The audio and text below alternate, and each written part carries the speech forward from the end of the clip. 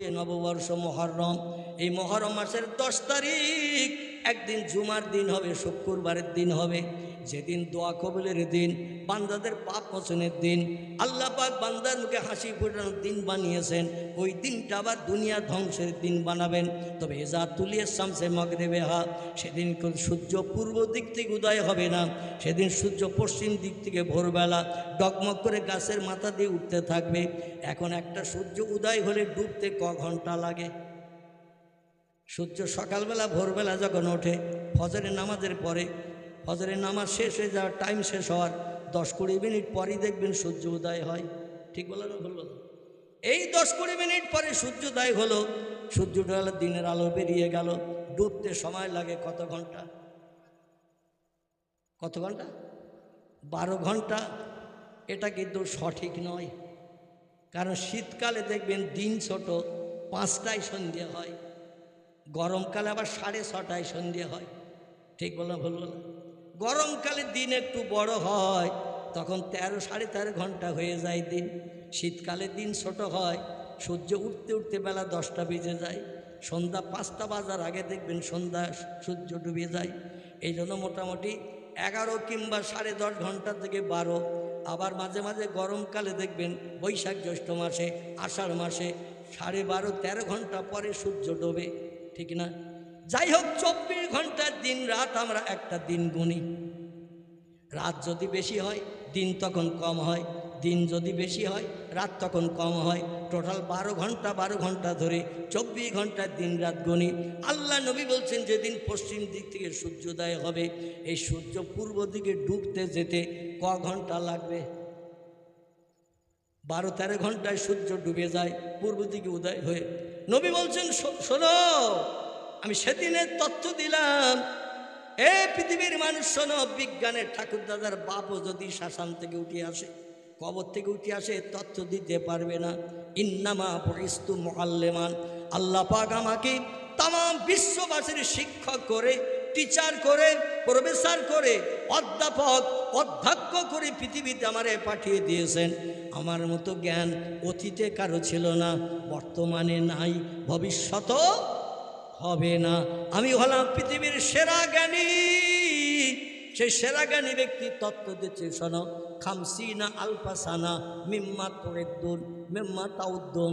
আল্লাহ নবী বলছেন, শোনো, একটা দিন সেদিন হবে, পশ্চিম দিকে সূর্যোদয় হবে, আর ডুবে যে সন্ধ্যা হতে সময় লাগবে 50,000 বৎসরের সমান।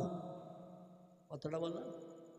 50,000 বছর গণনা করলে যতদিন হয় এইরকম ভাবে গুনতে থাকবে, রাতের নাম নিশানা পাবে না, শুধু দিন আর দিন, দিন আর দিন চলবে। সূর্য সেদিন পিঁপড়ের মতো, কচ্ছপের মতো আস্তে আস্তে যাবে। এখন সূর্য দ্রুত চলে, কিন্তু সেদিন সূর্য আস্তে আস্তে যাবে, উদয় হয়ে ডুবতে সময় লাগবে 50,000 বছরের লম্বা দিন। আর আল্লাহ পাক বলছেন, সুম্মা ইলাইহি তুরজাউন, তোমাদের সবাইকে সেদিন কবর থেকে, শ্মশান থেকে কোন শব্দ ব্যবহার করে আমি উঠাবো? আমি আল্লাহ যেমন মারতে পারি, আমি আল্লাহ আবার জিন্দা করতেও পারি। আমি পাওয়ারফুল স্রষ্টা, আমার ক্ষমতার সঙ্গে পাল্লা দিয়ে কিয়ামত পর্যন্ত কেউ জয়ী হতে অতীতে পারেনি এবং ভবিষ্যতেও পারবে না। জোরে বলুন একটু আমিন। সবাইকে সেদিন হাজির করব, এক জায়গায় হাজির করব। আগে যারা মারা গেছে, বর্তমান যারা মরছে, ভবিষ্যতে যারা মায়ের উদর থেকে জন্ম নেবে, সব মানুষকে এক জায়গায় যদি আল্লাহ করেন, মাঠটা ছোট লাগবে তো নাকি? একটা ছোট মাঠ লাগবে তো নাকি? আগে যারা মারা গেছেন, বর্তমানে যারা মরছেন, ভবিষ্যতে যারা জন্ম নেবে আবার মরবে, সব মানুষকে যদি একটা মাঠে আল্লাহ হাজির করেন, মাঠটা একটু ছোট মাঠ লাগবে তো নাকি? পয়গম্বর মুহাম্মদ রাসূলুল্লাহ বলছেন, সিরিয়া দেশে একটি জায়গা আছে, জায়গাটির নাম হলো প্যালেস্টাইন। কি নাম বললাম? এই সিরিয়া দেশের প্যালেস্টাইন নামক জায়গায় পৃথিবীর একটি পুরানো মসজিদ দাঁড়িয়ে আছে। মসজিদটির নাম হলো বাইতুল মুকাদ্দাস। কি নাম বললাম?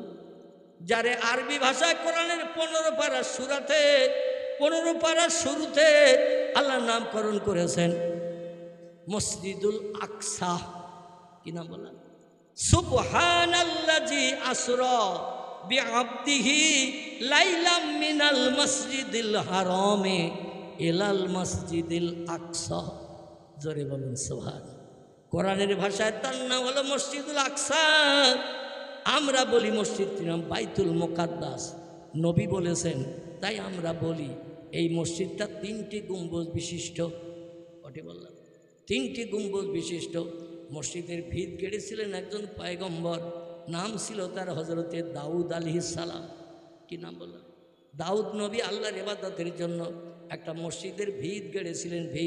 ভিত গাড়ার পরে আল্লাহ বলেন, আজরাইল আমার পয়গম্বর দাউদের উঠিয়ে নিয়ে আয়, ওর দিয়ে মসজিদের বাকি কাজ করাবো না। আজরাইল এসে চাবি মোড়া দিল। দাউদ নবী মারা গেলেন।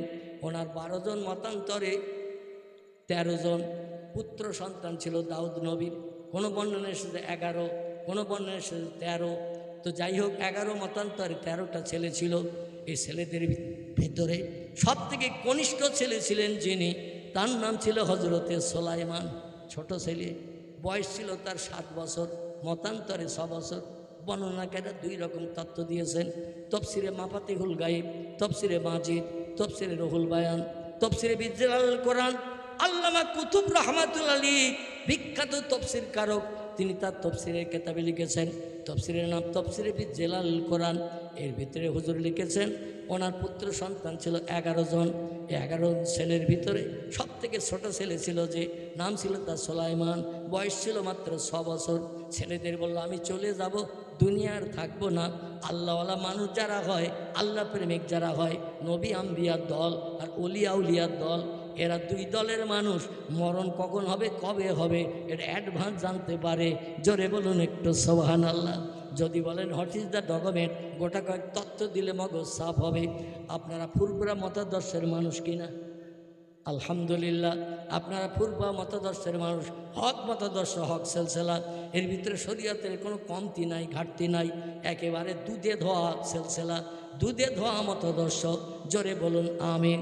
দাদা হুজুর কেবলা 22 বছর কাল ধনপতার ঝোপের ভিতরে রাতের গভীরে আল্লাহ আল্লাহ নামের জপ জিকির করে, বিবি বাচ্চার মায়া ছেড়ে, সন্তানাদির মায়া ছেড়ে, ঘর বাড়ি পরিত্যাগ করে 22 বছর একটা জঙ্গলের ভিতরে আল্লাহ আল্লাহ নামের জপ জিকির করে আল্লাহর আপন বানিয়েছিলেন। যারা আল্লাহর আপন হয়, নবী বলছেন মান কানা লিল্লাহি, যে লোকটি আল্লাহর আপন হয়ে যায়, কান আল্লাহু লাহু, আল্লাহ তার আপন হয়ে যায়। আর আল্লাহ যখন কোনো বান্দার আপন হয়ে যায়, ও বান্দারা দুনিয়ার সব খবর আল্লাহর তরফ থেকে পায় না। আল্লাহর তরফ থেকে যে খবর পায়, তার বাস্তব নমুনা আপনাদের কাছে তুলে ধরছে। দাদা হুজুর কেবলা বললেন, ও আমার প্রধান খলিফা বসিরহাটের আল্লামা রুহুল আমিন, আমি একটি তথ্য তোমারে জানাই, তবে খুব বেশি লোকের সঙ্গে বলিও না। তারা আমার সম্পর্কে বিভিন্ন ধারণা কু করতে পারে, আবার সু করতে পারে। অনেকে সুধারণা করতে পারে, কুধারণা করতে পারে। অনেক আবার মগজের চিন্তা হবে নাই, বলবে হুজুর যে বলেছে কথাটা সত্যি না মিথ্যে যাচাই করব, মরণের দিন না আসা পর্যন্ত। উনি বললেন, বাবা আল্লাহ আমার মরণ করাবেন জুমার দিন। ও বাবা বড় মাওলানা রুহুল আমিন, আমার 32,000 খলিফা আছে মুরিদ মোতাকেদের ভিতরে, 90 লক্ষের মতো আমার মুরিদান আছে। এই 90 লক্ষ মুরিদানের ভিতরে আমার খলিফার মর্যাদা পেয়েছে 32,000। যারা অন্তরের চোখ খুলেছে, অন্তরের কান খুলেছে, এক জায়গায় বসে টেলিভিশনের পর্দার মতো তামাম পৃথিবী যারা দেখতে পায়, আবার এক জায়গায় বসে তামাম দুনিয়ার সব জায়গার খবর রান্নাঘরে বসে বসে শুনতে পায়, এরে বলা হয় অন্তরের চোখ, এরে বলা হয় অন্তরের কান। বাবা আমি আল্লাহর তরফ থেকে জেনেছি আল্লাহ আমার ইন্তেকাল করাবেন জুমার দিন। নবী বলেছেন, আমার উম্মতের ভিতরে যার মরণ জুমার দিন হবে, আল্লাহ তার কবরে আযাব দেবেন না, কবরে আযাব বন্ধ হয়ে যাবে। জোরে বলুন একটু সুবহানাল্লাহ। ও বাবা বড় মাওলানা রুহুল আমিন, 32,000 খলিফার ভিতরে আমি তোমাকে প্রধান খলিফার মর্যাদা দিয়ে থাকি, তুমি আসলে আমি উঠে দাঁড়াই। বাবা দাদা হুজুর কেবলা বসিরহাট আল্লামা গেলে উঠে দাঁড়াতেন। বসিরহাট হুজুর কেবলা বড় লজ্জায় পড়তেন, হুজুর অনেক আপনার মুরিদান আসে, আব্দুল মাহবুদ সাহেব আসে, এমন করে ক্যানিংয়ের মোস্তান সাহেব আসে, হুজুর হাওড়া জেলার ইসহাক সাহেব আসে, কনকপুরের আব্দুল আজিজ সাহেব আসে, বাংলাদেশের সরসিনার নেসারউদ্দিন সাহেব আসে, বাংলাদেশের সাতক্ষীরার ময়জউদ্দিন হামিদি আসে। কেউ আসলে উঠে দাঁড়ান না, আর আমি আসলে কেন উঠে দাঁড়াই? আপনি আসলে কেন আপনি উঠে দাঁড়ান?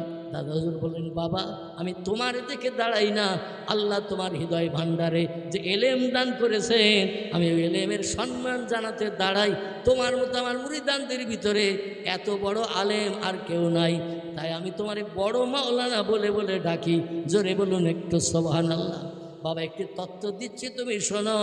আল্লাহ আমার মরণ করবেন জুমার দিন, তোমারও মরণ হবে জুমার দিন।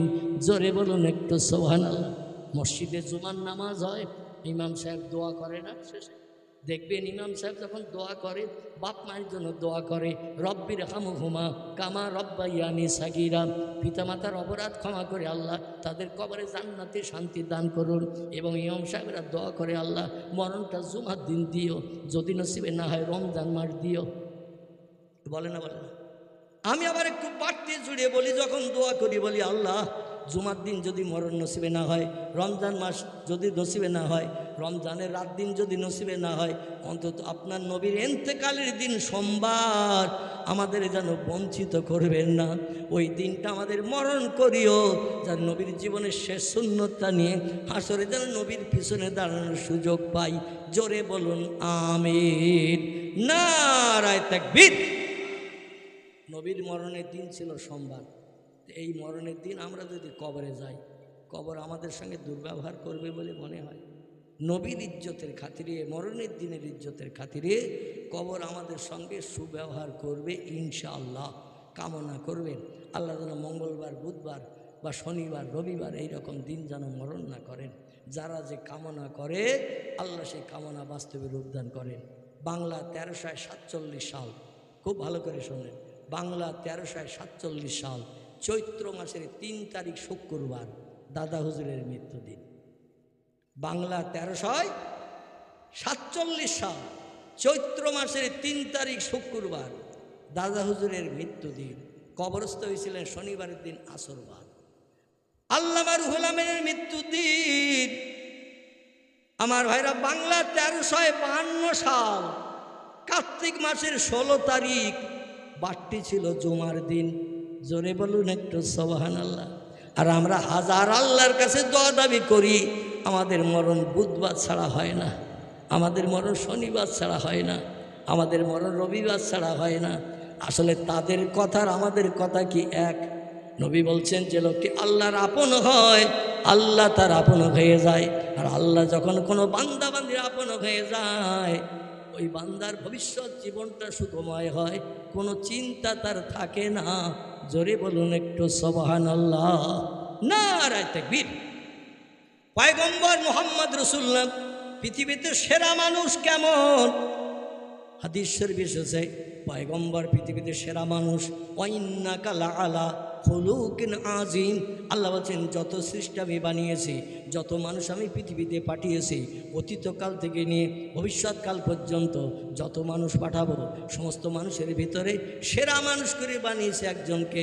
তিনি হলেন আমার পয়গম্বর, আখির জামানার নবী, আব্দুল্লাহ বেটা, মামিনার নয়নের মণি, তার নাম হলো মুহাম্মাদুর রাসূলুল্লাহ সাল্লাল্লাহু আলাইহি সাল্লাম। আল্লাহ বলছেন, আপনাকে আমি সেরা করে বানিয়েছি। আর সেরা হিসাবে মর্যাদা দেওয়ার জন্য আপনার অলৌকিক তাজ্জব আশ্চর্যান্বিত ঘটনা পৃথিবীতে ঘটিয়ে মানুষকে বানিয়েছি 4500 মতো। কতটা বললাম? 4500 মতো মুজিজা আপনাকে দিয়ে মানুষকে বানিয়ে দেখিয়েছি। কিয়ামত পর্যন্ত মানুষ চেষ্টা করলো আপনার সমান হতে পারবে না। এবার গোটা কয়েক তথ্য দিয়ে আমি সামনের দিকে এগিয়ে যাব। দেখতে দেখতে 11টা বাজতে যায়।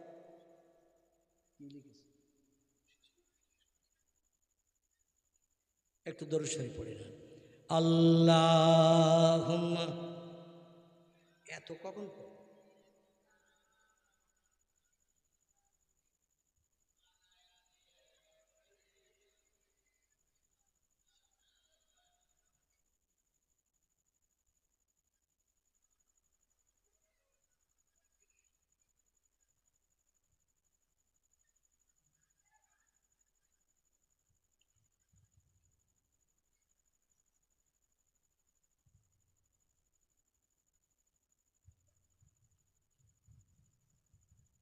পড়েন একটু দরুদ শরীফ পড়ে।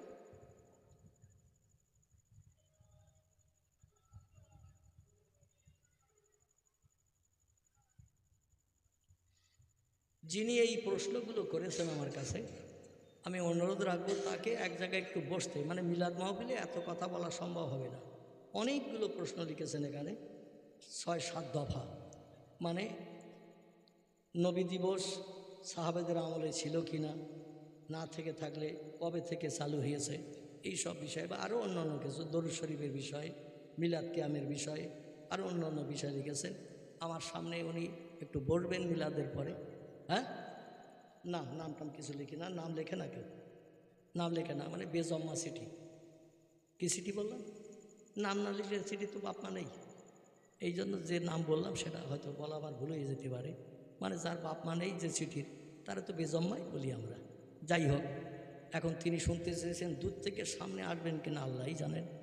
আমাদের ফুরফুরা মতাদর্শে আমরা যে সমস্ত নিয়মকানুন মেনে চলি, অবশ্যই আমাদের দলিল আছে, না নেই?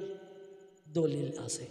তবে আপনি যদি বসতে চান, একটা মাদ্রাসা একটা ডেট করেন, বসেন। আমি একা থাকবো কেন, আপনারা 2-5 জন আলেম থাকবেন, আমাদেরও থাকবে। বহু জায়গায় এই ফুরফুরা মতাদর্শের সঙ্গে বাহাস হয়েছে। চৈতায় বাহাস হয়েছিল মাওলানা তাহির সাহেবের সঙ্গে। কার সঙ্গে? তাহির সাহেবের সঙ্গে, কলকাতা আলিয়া মাদ্রাসার শিক্ষক প্রফেসর ছিলেন, তানার সঙ্গে। তিনি বাহাসে পরাজয় স্বীকার করে বলছেন আমার বাপদাদা কিয়াম করতো, আমি করি না, তো কিয়াম নিয়ে কোনো ঝামেলা করা যাবে না। দাউদ হাসান ছিল আমাদের ওই এতে বাড়ি আর কি, জরুরির ওইদিকে কোথায় বাড়ি ছিল, যাই হোক ধোবাবাড়ি, হ্যাঁ, ওনার সঙ্গে এই গণ্ডগোলটা হয়েছিল। তাইর সাহেবকে ওনারা এনেছিলেন। তাইর সাহেব স্টেজে উঠলো, এত মানুষের ঝামেলা হোক আমি চাই না, আমার বাবা মিলাদ কাম করতেন, তবে আমি মাওলানা তাহির সাহেব করি না, তবে মিলাদ কামের বিরুদ্ধে আমি কোনো মন্তব্য করব না, ওটা মোস্তাহসান জায়েজ জিনিস। জোরে বলুন সুবহানাল্লাহ। যাই হোক, যদি আপনি ভালোভাবে জানতে বুঝতে চান, একটা দিন তারিখ করবেন, মাদ্রাসায় উভয় পক্ষের আলেমরা নিয়ে বসবেন, আপনি দলিল তত্ত্ব পেয়ে যাবেন। বহুবার আমরা বসেছি, আর বহুবার বসতে আমরা রাজি হয়েছি। দিনের দিন অধিকাংশ অন্য মতাদর্শের মানুষ আসে না এবং বসে না। যাই হোক, আমি যে সম্পর্কে আলোচনা করছিলাম, আমার সে আলোচনাটা ব্যান্ড হয়ে যাবে এই সমস্ত কথা বলতে গেলে। মানে এখানে একটু খোসা দেওয়ার মতো কথাবার্তা বলা হয়েছে, একটু মহব্বতে কলেমার জেকের, লা ইলাহা ইল্লাল্লাহ, লা ইলাহা ইল্লাল্লাহ, লা ইলাহা ইল্লাল্লাহু মুহাম্মাদুর রাসূলুল্লাহ। যিনি এই চিঠিটা লিখে পাঠিয়েছেন, আমি একটা কেতাবের নাম করব তাকে পড়ার জন্য। কেতাবটির নাম হলো মসজিদে জুমার দিন যে খুতবা পড়া হয় আমাদের দেশের অধিকাংশ মসজিদে, এই খুতবাটির নাম হলো খুতবায়ে ইবনে নাবাতা। কি নাম বললাম? খুতবায়ে ইবনে নাবাতা। লেখকের নাম হযরত আল্লামা খলিলুর রহমান সাহেব।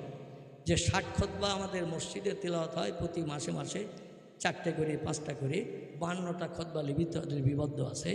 কলকাতা আলিয়া মাদ্রাসার বিখ্যাত আরবি প্রভাষক অনর্গল, যিনি আরবি ভাষায় কথাবার্তা বলতেন ঘন্টার পর ঘন্টা, ঘন্টার পর ঘন্টা, এবং আরবি ভাষা সম্পর্কে তিনি সুদক্ষ পণ্ডিত ছিলেন। কলকাতা আলিয়া মাদ্রাসার বিখ্যাত সুনামধন্য প্রফেসর, নাম তার আল্লামা খলিলুর রহমান সাহেব। তিনি এই খুতবাটা লিপিবদ্ধ করেছেন। এই রবিউল আওয়াল মাসে দ্বিতীয় খুতবাটা আমি দেখতে বলবো। দ্বিতীয় খুতবায় যে বক্তব্যটা তিনি লিখেছেন তার ভিতরে কিন্তু এই হাদিসটি আছে, লাউলামা খলাকতুল আফলাক, লাউলাকা লামা খলাকতুল আফলাক। আল্লাহ পাক বলছেন আমি কোনো কিছুই বানাতাম না আমার মুহাম্মদ রাসূলুল্লাহকে যদি সৃষ্টির পূর্বে না বানাতাম। জোরে বলুন সুবহানাল্লাহ। শুধু তাই না, রসুল বলছেন কুনতু নবিয়ান, আল্লাহ ওই সময় আমাকে নবী হিসাবে প্রতিষ্ঠিত করেছিলেন। ও আদামু বাইনাল মায়ে ওয়াত্তিন, আদম নবী যখন কাদা মাটির ভিতরে ছিল, স্ট্রাকচার বডি বলতে কিছুই বানানো হয়নি, তিনি যখন কিছুই তৈরি হননি, আল্লাহ তার বহুকাল পূর্বে আমারে বানিয়েছিলেন। এবং শুধু তাই নয়, ওই খুতবার ভিতরে আরও তত্ত্ব লিপিবদ্ধ করা হয়েছে। আল্লাহ পাক সমস্ত সৃষ্টি বানানোর আগে নূরে মুহাম্মাদিকে বানিয়ে আরও কুরসিতে সেট করে রেখেছিলেন। পৃথিবীতে যত সৃষ্টি এসেছে তফসিরের ভিতরে লেখা কম বেশি 18,000-এর মতো। কোনো তফসির কারক বলেছেন 18,000 থেকে কিছু কম, কোনো তফসির কারক বলেছেন 18,000 থেকে কিছু বেশি।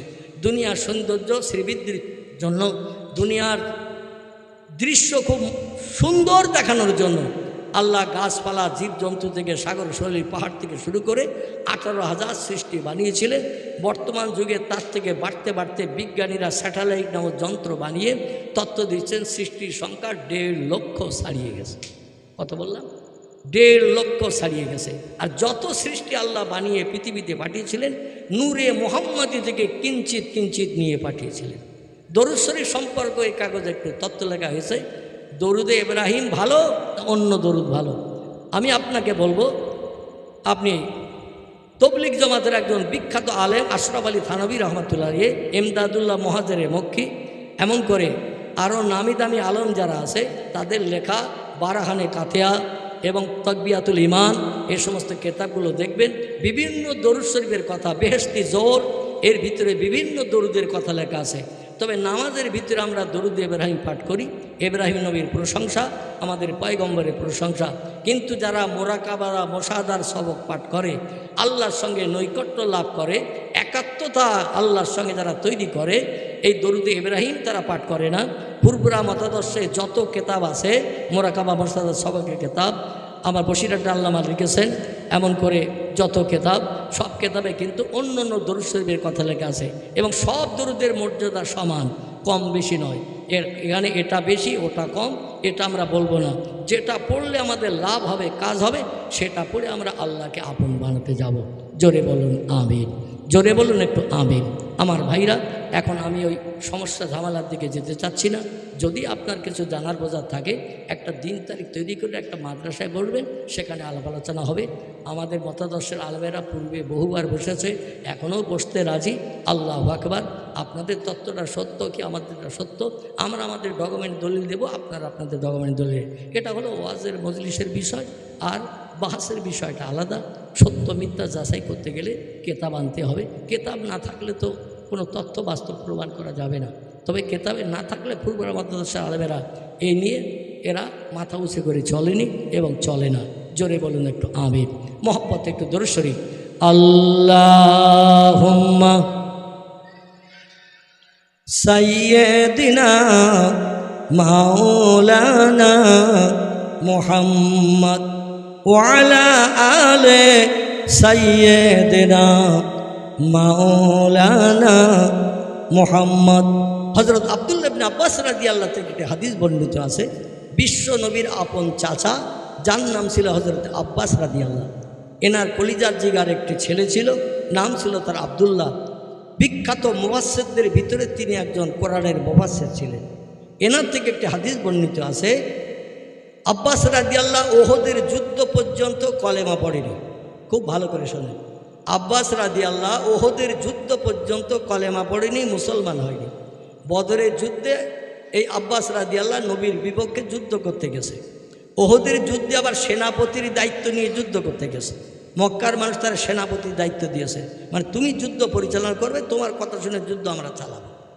এই যুদ্ধের সেনাপতির দায়িত্ব নিয়ে গেছে আব্বাস রাদিয়াল্লাহ। এই আব্বাস রাদিয়াল্লাহর বেটা আব্দুল্লাহ মুফাসসির, বিখ্যাত মুফাসসির, তার একটি হাদিস বর্ণিত আছে, আবুল আহাবের সঙ্গে কলেমা পড়ার পরে আব্বাসের সঙ্গে স্বপ্নে দেখা। আমরাও স্বপ্নে দেখি, নবী রসুল অলিয়া উলিয়ারা স্বপ্নে দেখে। আমাদের স্বপ্ন তাদের স্বপ্ন কি এক? আমরা স্বপ্নে দেখি রাতের বেলা খেয়ে দিয়ে দুটো বিড়ি টেনে বিছানায় বালিশে কাঁথিয়ে শুই। ঠিক বললাম না ভুল বললাম? এই বসেন বাবা, উঠে যাবেন, একটুখানি বসেন।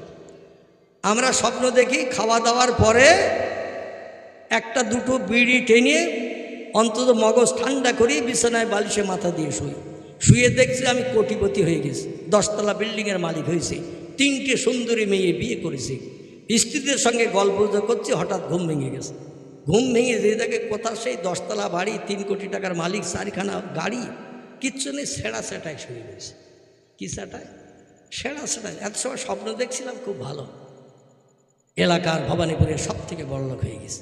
আর যেই ঘুম ভেঙে গেছে সেরা সেটা, একটা মাদুরও ভালো জোটেনি। কিন্তু নবীদের স্বপ্ন, অলিদের স্বপ্ন অধিকাংশ সত্য হতো, কারণ তারা অজু করে পবিত্রতা অবলম্বন করে ডান কাঁধে কাত হয়ে নবীর মোহব্বতে দরুদ শরীফ পড়তে পড়তে ঘুমিয়ে যেত। আমরা এই যে দরুদ শরীফটা পড়ি, আল্লাহুম্মা সাল্লি আলা সাইয়্যিদিনা মাওলানা মুহাম্মদ ও আলা আলে সাইয়্যিদিনা মাওলানা মুহাম্মদ, কিছু দলমতপথের মানুষের কাছে দরুদ শরীফটা বিষের মতো লাগে। কিসের মতো বললাম? বিষ। আমরা দরুদে ইব্রাহিম ভালোবাসি, মানি, সেটা নামাজে পড়ি। যত রাকাত নামাজ পড়ি, 2 রাকাত নামাজ অন্তে সালাম ফিরালেই এ দরুদ শরীফটা পড়তে হয় না? হয় না? 4 রাকাত নামাজে যদি সালাম ফিরাতে যাই, এ দরুদে ইব্রাহিম পড়তে হয় না? হয় না? এ দরুদটার নাম দরুদে ইব্রাহিমি। কি নাম বললাম? ইব্রাহিম নবীর নামে আল্লাহ হুম্মা সাল্লি আলা মুহাম্মাদু ওয়া আলা আলি মুহাম্মাদিন কামা সাল্লাইতা আলা ইব্রাহিম ওয়া আলা আলি ইব্রাহিম ইন্নাকা হামিদুম মাজিদ আছে না? এই দরুদটাকে দরুদে ইব্রাহিমই বলা হয়। কিন্তু আমরা যখন আল্লাহ তার নবীর আশেক হওয়ার চিন্তা ভাবনা করি, তখন দরুদে ইব্রাহিমটা আমরা পড়ি না, সরাসরি আল্লাহ তার নবীর নামের দরুদ শরীফ পড়ি। আল্লাহুম্মা সাল্লি আলা সাইয়্যিদিনা মুহাম্মাদিন নবিয়্যিল উম্মিহি ওয়া আলা আলিহি ওয়া সাহাবিহি ওয়া বারিক ওয়া সাল্লিম সাল্লাল্লাহু আলা মুহাম্মদ সাল্লাল্লাহু আলাইহি ওয়াসাল্লাম। এটাও একটা দরুদ শরীফ। কি বলি বুঝতে পেরেছেন? দরুদ শরীফ অনেক রকম আছে। এইবার আপনার যেটা যেমন পছন্দ, আমরা আল্লাহ নবীর সঙ্গে যখন আশেক হতে যাই, তখন নবী আর আল্লাহর নামে দরুদটা আমরা বেশি পড়ার চেষ্টা করি। তবে আমরা অ্যাভয়েড করি না দরুদ ইব্রাহিম, কারণ ওটা নামাজের ভিতরে পড়তে হয়, পড়ি। কিন্তু আমরা অন্য জায়গায় অন্য ক্ষেত্রে অন্য দরুদ পড়ি। কিন্তু আপনাদের অত হিংসা হয় কেন? কোনো দরুদ পড়া যাবে না হাদিসে এমন তথ্য আপনারা নিয়ে আসবেন তো। সাল্লাল্লাহু আলা মুহাম্মদ সাল্লাল্লাহু আলাইহি ওয়াসাল্লাম, এ দরুদ পড়া যাবে না নবীর নামের প্রশংসা করা? কিংবা আল্লাহুম্মা সাল্লি আলা সাইয়্যিদিনা মুহাম্মাদিন নবিয়্যিল উম্মিহি ওয়া আলা আলিহি ওয়া সাহাবিহি ওয়া বারিক ওয়া সাল্লিম। নবী মূর্খ নবী ছিলেন, তাই সেই মূর্খ নামটা উচ্চারণ করে পড়া হয়। আর এই দরুদ শরীফ পাঠ করলে নবী বলছেন, আমি 40 দিনের ভিতরে স্বপ্নযোগে তার সঙ্গে দিদার নসিব করাই। জোরে বলুন একটু সুবহানাল্লাহ। আমার ভাইরা, এই জন্য আমরা বিভিন্ন রকমের দরুদ পড়ি, নামাজেও পড়ি, অন্য অন্য দরুদ শরীফ পড়ি। এখন নবী দিবস নবীর আমলে ছিল না কোন আমলে ছিল সেটা প্রশ্ন করা হয়েছে। হযরতে আব্বাস রাদিয়াল্লাহু আনহুর সঙ্গে কলেমা পড়ার পর ওহদের যুদ্ধে ধরা পড়ার পরে আল্লাহ রসুল তাকে 100 দিরহাম জরিমানা ধরেছিলেন। কতটা বললাম? 100 দিরহাম জরিমানা ধরেছিলেন। চাচা, তুমি যুদ্ধ করতে এসে ধরা পড়েছ, আমার সাহাবীদের কাছে, সৈন্যদের কাছে আবু বকর সিদ্দিক বলেছে জরিমানা নিয়ে ছেড়ে দেওয়া হোক, কারণ ওরা পূর্বে আমাদের পাড়া প্রতিবাসী ছিল। ওমর রাদিয়াল্লাহু বললেন, ওরা আমাদের প্রাণনাশ করতে এসেছে, আল্লাহ সাহায্য পেয়েছি তাই আমরা জয়ী হয়ে গেছি, ওদের একটাও ছেড়ে দেওয়া যাবে না, আপনি আমারে অনুমতি দেন। 70 জন মক্কার মুশরিক ধরা পড়িয়েছে, ও মাথা থেকে ধরবো এ মাথা পর্যন্ত কমপ্লিট করে, শত্রু একটাও রাখবো না। নবী বললেন, তোমার আইনটা খুব কড়া মতন মনে হচ্ছে। আল্লাহ জিবরিলকে পাঠিয়ে দিয়ে বললেন, জিবরিল আমার নবীর কাছে যে খবর দাও, আমার নবী আবু বকরের রায়টা পছন্দ করেছে, কিন্তু আমি আল্লাহ ওমরের রায় পছন্দ করেছি। বোঝা গেল?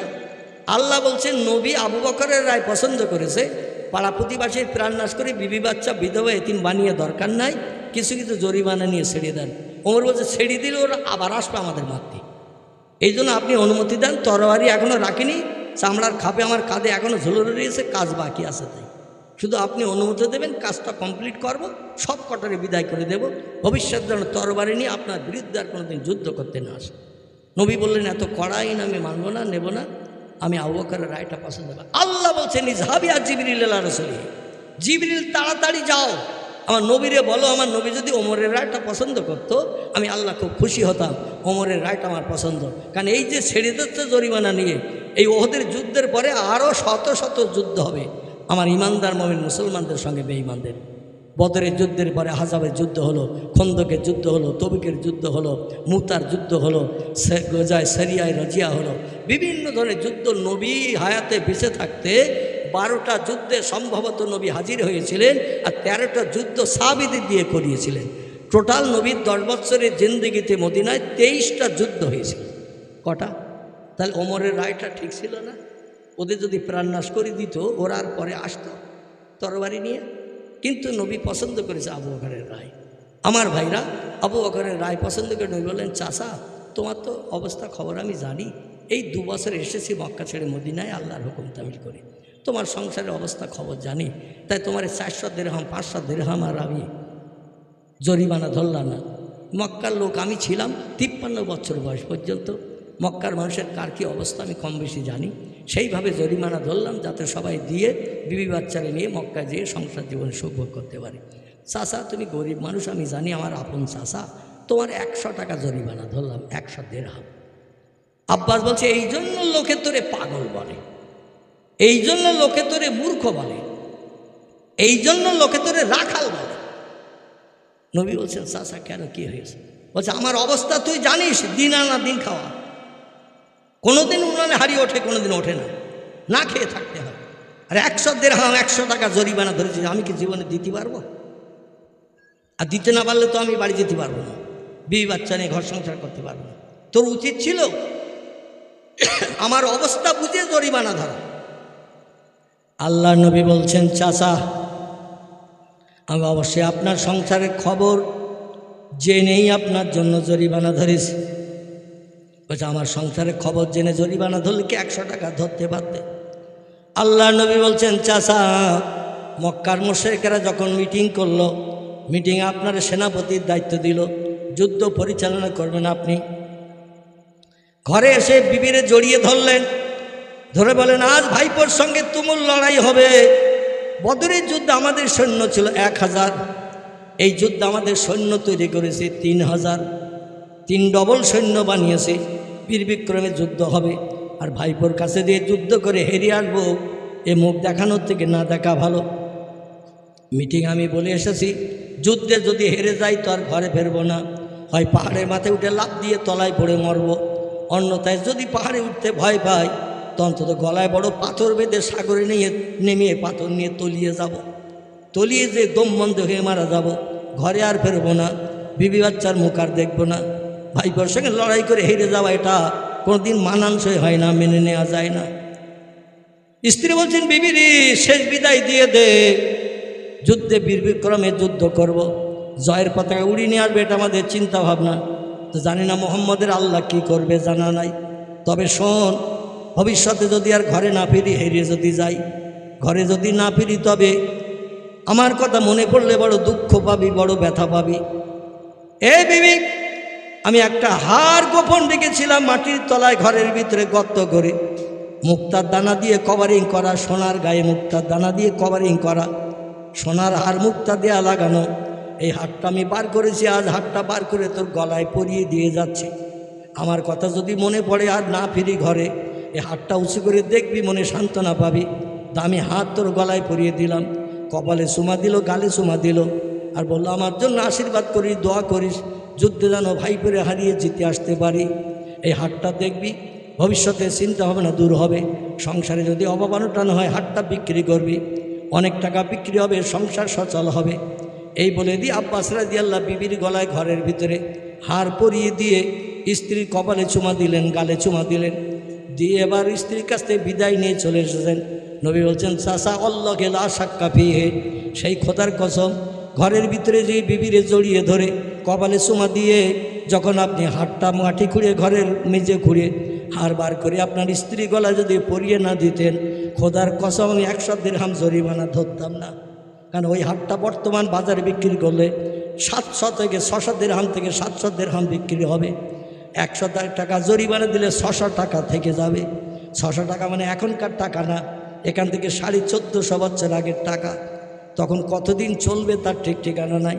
ও চাচা, ওই হার যদি চাচিমার গলায় পরিয়ে দিয়ে না আসতে, অবশ্যই আমি জরিমানা 100 দিরহাম ধরতাম না, 2-10 দিরহাম ধরতাম। কিন্তু যে হার পরিয়ে দিয়েছেন, হারের তো অনেক মূল্য দাম, এই জন্য 100 দিরহাম ধরেছি। আগামী যুদ্ধে আমাদের সাজ সরঞ্জাম কিনতে, আমরা গরিব মানুষ, এই জন্য কিছু টাকার দরকার সাহাবীদের, যুদ্ধে অনেক খরচ খরচা হয়ে গেছে, তাই জরিমানা ধরেছি। আব্বাস বলে আল্লাহ, কোথায় মক্কার কোথায় মদিনা, 450 মাইল দূর। সে যুগে ছিল 600 কিলোমিটার দূর। এখন মক্কা থেকে মদিনার দূরত্ব 430 কিলোমিটার দূর। পাহাড়ের তলা দিয়ে সুড়ঙ্গ বানিয়ে দিয়েছে, সাইড দিয়ে আর ঘুরে যেতে হয় না, রাস্তার দূরত্ব একটু কম হয়ে গেছে। আব্বাস বলছে মোহাম্মদ, ঘরের দরজা লাগিয়ে বিবির সঙ্গে আলিঙ্গন করেছিলাম, কপালে চুমো দিয়েছিলাম, গালে চুমো দিয়েছিলাম, ঘরের মেঝে খুঁড়ে গোপন হার বার করে স্ত্রী গলায় পরিয়ে দিয়েছিলাম। এই মদিনায় বসে বসে তুমি যদি সব দেখতে পাও, নিশ্চয়ই তুমি আল্লাহর পয়গম্বর, এতে কোনো সন্দেহ নাই। একটু জোরে বলুন। ও মোহাম্মদ, এই মুশরিক হয়ে বেঈমান হয়ে ঘরে ফিরে যেতে চাই না, সত্যি হাটটার দাম বর্তমান বাজারে 6 থেকে 700 দিরহাম হবে। অতএব 100 জরিমানা দিলে তো 600 দিরহাম থেকে যাবে। বহুদিন সংসারে বসে বসে খাওয়া যাবে। 600 দিরহামের অনেক মূল্য। এখান থেকে কিছুদিন আগে আমাদের দেশে দেখবেন 400 টাকা সোনার ভরি ছিল। কিছুদিন আগে 20, 50, 60 বছর আগে 400 টাকা সোনার ভরি।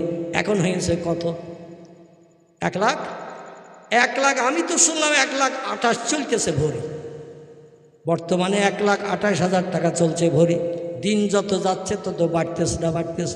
বলছে মোহাম্মদ, এই খবর যখন তুমি দেখেছ মদিনায় বসে, হারের কত মূল্য তাও তুমি বুঝতে পেরেছ। আমি আর বিধর্মী হয়ে মক্কায় ফিরে যাব না, তোমার হাতে হাত দিয়ে কলেমা পড়ে মুসলমান হয়ে ঘরে ফিরে যেতে চাই। আল্লাহ নবীর হাতে হাত দিলেন ওই মুশরিক কাফের, নবীর আপন চাচা। আবু লাহাব যেমন আপন চাচা ছিল, আবু জেহেল যেমন চাস্তো চাচা ছিল, এ আব্বাস আপন চাচা ছিল। এ কলেমা পড়ে মুসলমান হয়ে গেল। মুসলমান হয়ে বাড়ি ফিরে এসে আল্লাহর ইবাদত বন্দেগীতে এত আত্মনিয়োগ হয়ে গেলেন, অল্প দিনের ভিতরই আল্লাহ পাক তার সম্পর্কে জিবরিল আমিন দ্বারা খবর পাঠিয়ে দিলেন, ইজহাবিয়া জিবরিল ইলা রাসূলিহি, ও জিবরিল তাড়াতাড়ি করে পয়গম্বরের কাছে যাও, যে খবর দিয়ায় নবীর যে চাচা ওহদের যুদ্ধ পর্যন্ত কাফের ছিল, কলেমা পড়ার পরে আমার প্রেম মহব্বত ভালোবাসায় এত ডুব দিয়েছে, আমার সঙ্গে এমন সম্পর্ক গাঢ়তর তৈরি করে নিয়েছে, আমি আল্লাহ তাকে দুনিয়ায় বেঁচে থাকতেই জান্নাতের সার্টিফিকেট দিলাম। একটু জোরে বলেন। আচ্ছা, দুনিয়ায় জান্নাতের সার্টিফিকেট পাওয়া এটা কি চারটেখানি ব্যাপার?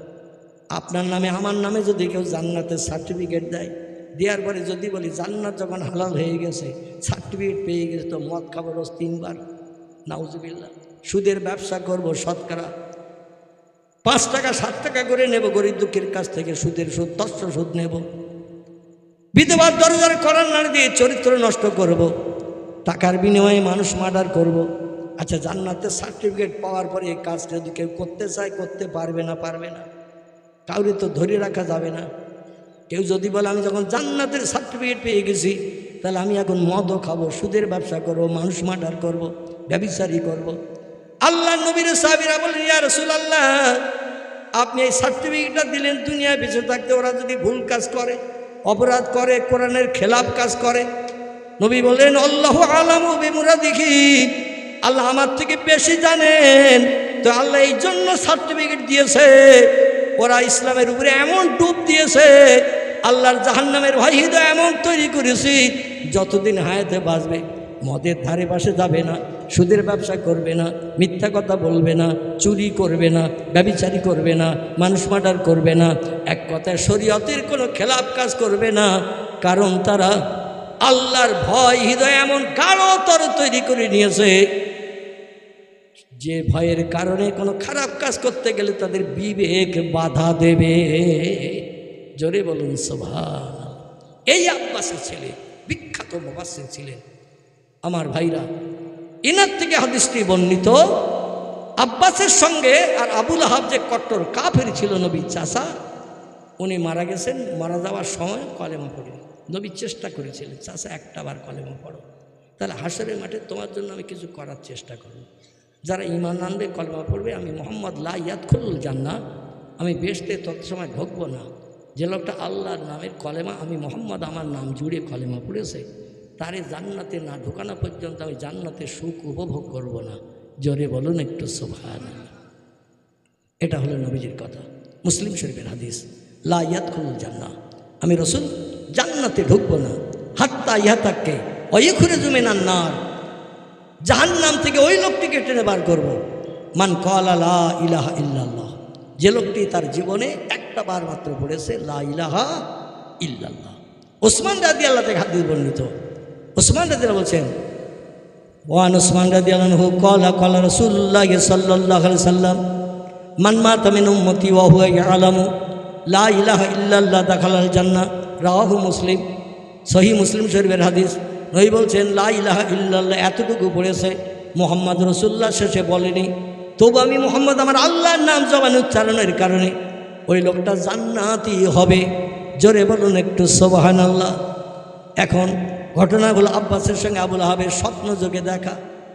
নবীদের স্বপ্ন, সাহাবীদের স্বপ্ন ছিল সত্য। কেমন সত্য? বিশ্বনবীর ইন্তেকাল হয়ে গেছে, বিশ্বনবীর ইন্তেকাল হয়ে গেছে। আবু বকর 2 বছর রাজত্ব করলেন। আবু বকর বৃদ্ধ মানুষ মারা গেলেন, রাজসিংহাসন খালি হয়ে গেল। ওমর রাদিয়াল্লাহু রাজসিংহাসনে বসলেন, জনগণ তারে মদিনার রাষ্ট্রনেতা বানালেন। ওমর আশারাতা, ওমর 10 বছর রাজত্ব চালিয়েছিল। যিনি হবেন রাষ্ট্রনেতা তিনি হবেন মসজিদে নববীর ইমাম। জোরে বলুন সুবহানাল্লাহ। যিনি হবেন রাষ্ট্রনেতা বা তিনি হবেন ইমাম। এটা ইসলামের নিয়ম নীতি আদর্শ। কারণ ইমামের আদর্শ চরিত্র সব থেকে ভালো, রাষ্ট্রনেতাও সব থেকে ভালো লোক হওয়া দরকার।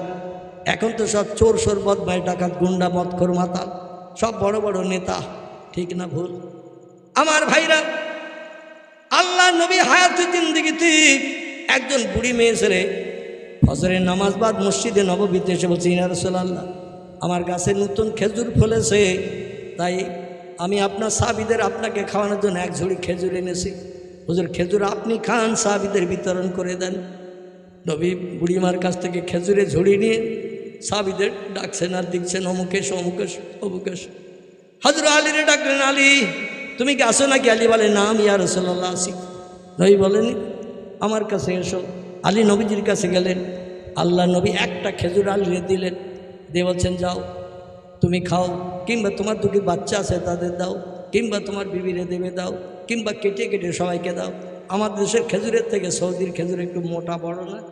একটু মোটা বড়। এই জন্য প্রয়োজনে 2 জন 3 জন 4 জন একটু একটু খেলেও খেতে পারে। আলী রাদিয়াল্লাহু চুপ করে দাঁড়িয়ে রয়েছে। দেখি ঝুড়ির খেজুর সবাইকে দেওয়ার পরে বাড়তি কিছু থাকে কিনা। কারণ নবীর জামাই আমি, ফতেমার বাবা উনি, নিশ্চয় ওনার 2টি নাতি আছে।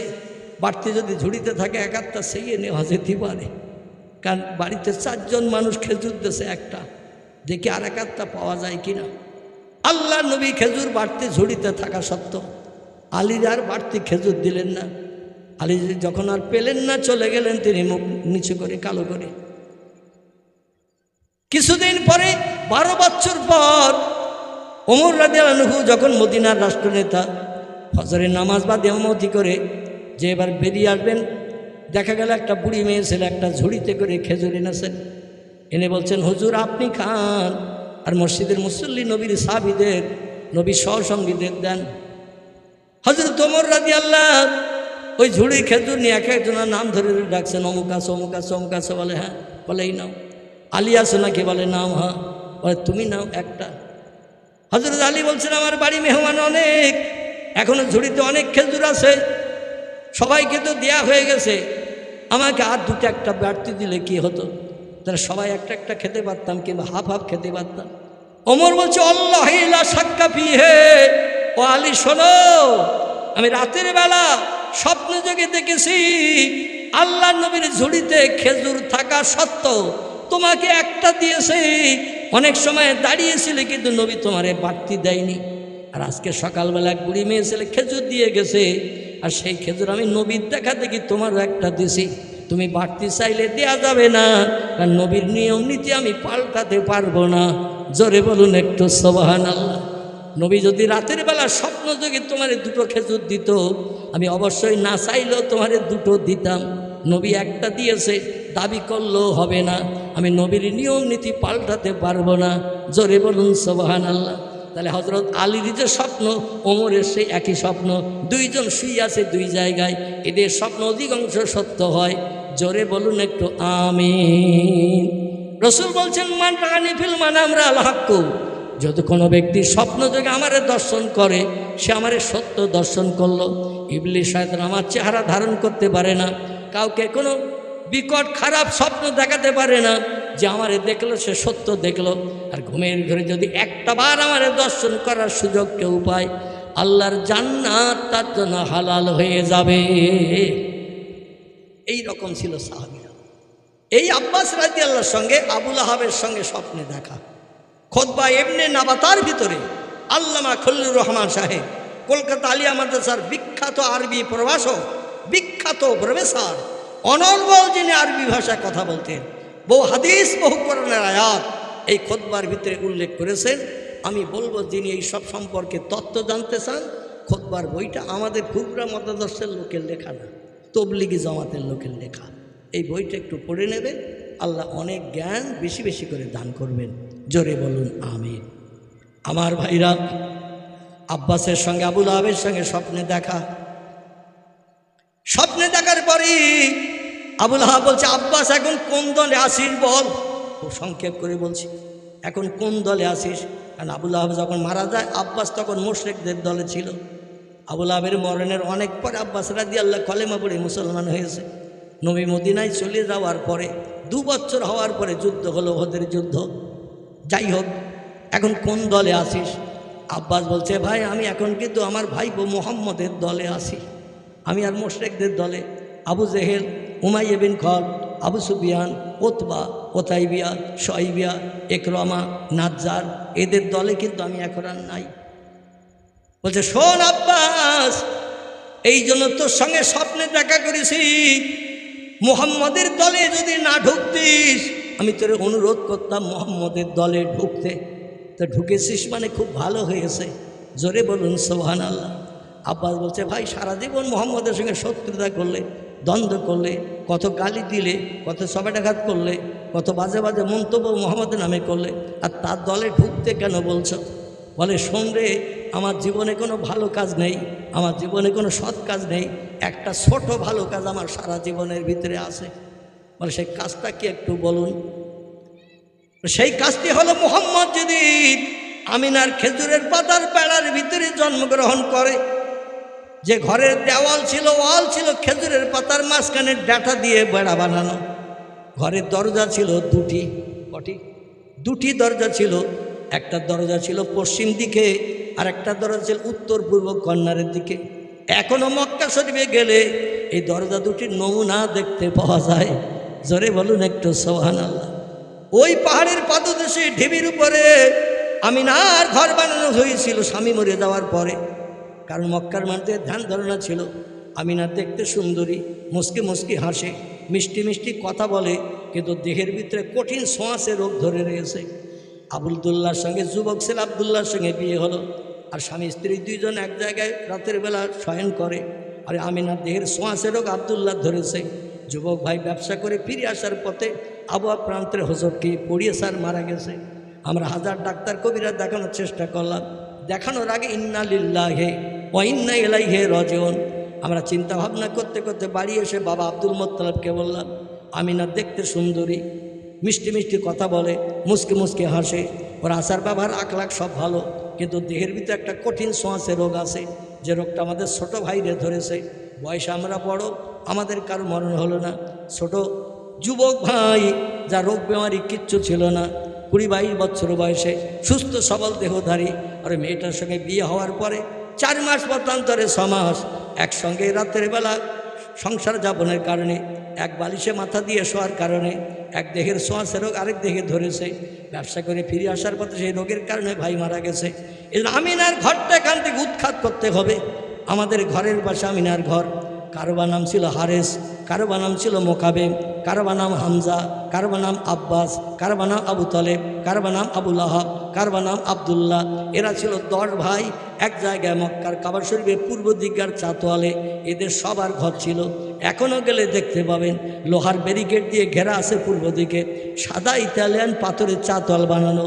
এই সাদা পাথরের চাতোয়ালটা ছিল নবীর চাচাদের ঘরের জায়গা। আর তার পূর্ব দিকে আছে লাল পাথরের চাতল, 175 ধাপের পায়ে হাঁটা রাস্তা। এই 175 ধাপ পায়ে হাঁটলে যতদূর যাওয়া যায়, সেইখানে গেলে বিশ্ব নবীর মায়ের জন্য স্বামী মরার পরে নতুন ঘর বেঁধে দেওয়া হয়েছিল। আগে ঘর কিন্তু ওখানে ছিল না, একেবারে কাবার চাতলে সব ভাইদের ঘর পাশাপাশি ছিল। হারেস মোকাবে হামজা বলল, আমাদের চলার পথে, বলার পথে, আমিনার যাওয়ার পথে, আসার পথে ওর গায়ের হাওয়া যদি আমাদের গায়ে লাগে, তাহলে ওই ছোঁয়াচে রোগ আমাদের ধরবে, আমাদেরও বিবিরা বিধবা হবে, সন্তান এতিম হবে। ঝামেলার দরকার নাই, ছোঁয়াচে রোগীটারে একটু দূরে সরিয়ে রাখা হোক। তাই পাহাড়ের পাদদেশে নতুন করে ঘর বানানো হয়েছিল, খেজুরের পাতার মাঝখানে মোটা ডাঁটা দিয়ে আর পাতা ছাউনি দিয়ে।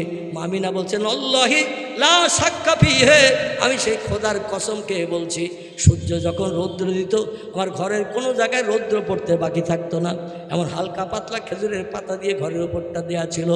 আবার যখন বর্ষার পানি হতো আমার টোটাল ঘরটা পানিতে ভিজে যেত, পানি বন্ধ হতো না। এই রকম ঘরে আমি কাঁদতাম আর বলতাম, আল্লাহ আমার তো কোনো রোগ নাই, বেমারি নাই।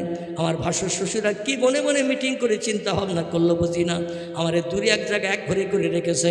আমার স্বামী নাই, আমার ঘরে আর কেউ নাই। আল্লাহ এই পাহাড়ের পাদদেশে কিনারে একা থাকি। আল্লাহ তুমি আমার হেফাজতের দায়িত্ব নিও।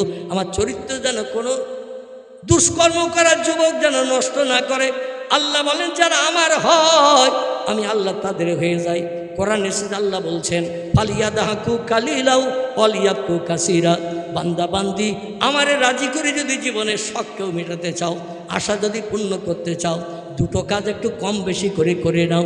একটি কাজ হলো হাসি তামাশা পৃথিবীতে একটু কম কম করে করবে। ওয়ালিয়াবকু কাসীরা, চোখের পানি একটু বেশি বেশি করে ফেলবে। নবী বলছেন দুনিয়া হলো কান্নার জায়গা, হাসির জায়গা হলো আল্লাহর জান্নাত। জান্নাতে যেদিন যাবে সেদিন থেকে আর দুঃখ থাকবে না, ব্যথা থাকবে না, অভাব থাকবে না, রোগশোক থাকবে না, কান্নাকাটি থাকবে না। জান্নাত হলো চির সুখের আবাসস্থল, শুধু সুখ আর সুখ, শান্তি আর শান্তি। তবে সেই শান্তি যদি পেতে চাও দুনিয়ায় যতদিন বাঁচবে একটু চোখের পানি আল্লাহর কাছে বেশি বেশি করে ফেলো, কারণ চোখের পানি আমার আল্লাহ বেশি বেশি পছন্দ করে থাকেন। জোরে বলুন একটু সুবহানাল্লাহ। আমিনা কান্না শুরু করে দিলেন ওই একাকী নির্জন ঘরের ভিতরে, পাহাড়ের পাদদেশে। তার ঘরের পাশে আর কারো ঘর নাই। ওখান থেকে 175 ধাপ পশ্চিম দিকে হেঁটে আসলে আবু জেহেল নামক লোকটার ঘর ছিল ওখানে। কথাটা বললাম, 175 ধাপ পায়ে হেঁটে পশ্চিম দিকে আসলে আবু জেহেলের ঘর ছিল সেইখানে। এই মাঝখানে এতটা জায়গা ফাঁকা, রাতের আধার, ইলেকট্রিক লাইন টাইন ছিল না। এখনকার মতো বা কিছুদিন আগের মতো তেলের বাতি টাতি তখন ছিল না। সেই যুগে অন্ধকার আর অন্ধকার, আধার আধার, এবং গায়ে গায়ে ছিল মক্কা নগরীতে পাহাড়। সন্ধ্যা হয়ে গেলে ঘোরকৃষ্ট আধার অন্ধকার, ভয় পেত সে যুগের মানুষেরা। এইরকম অবস্থা আমিনা কাঁদতে শুরু করলো।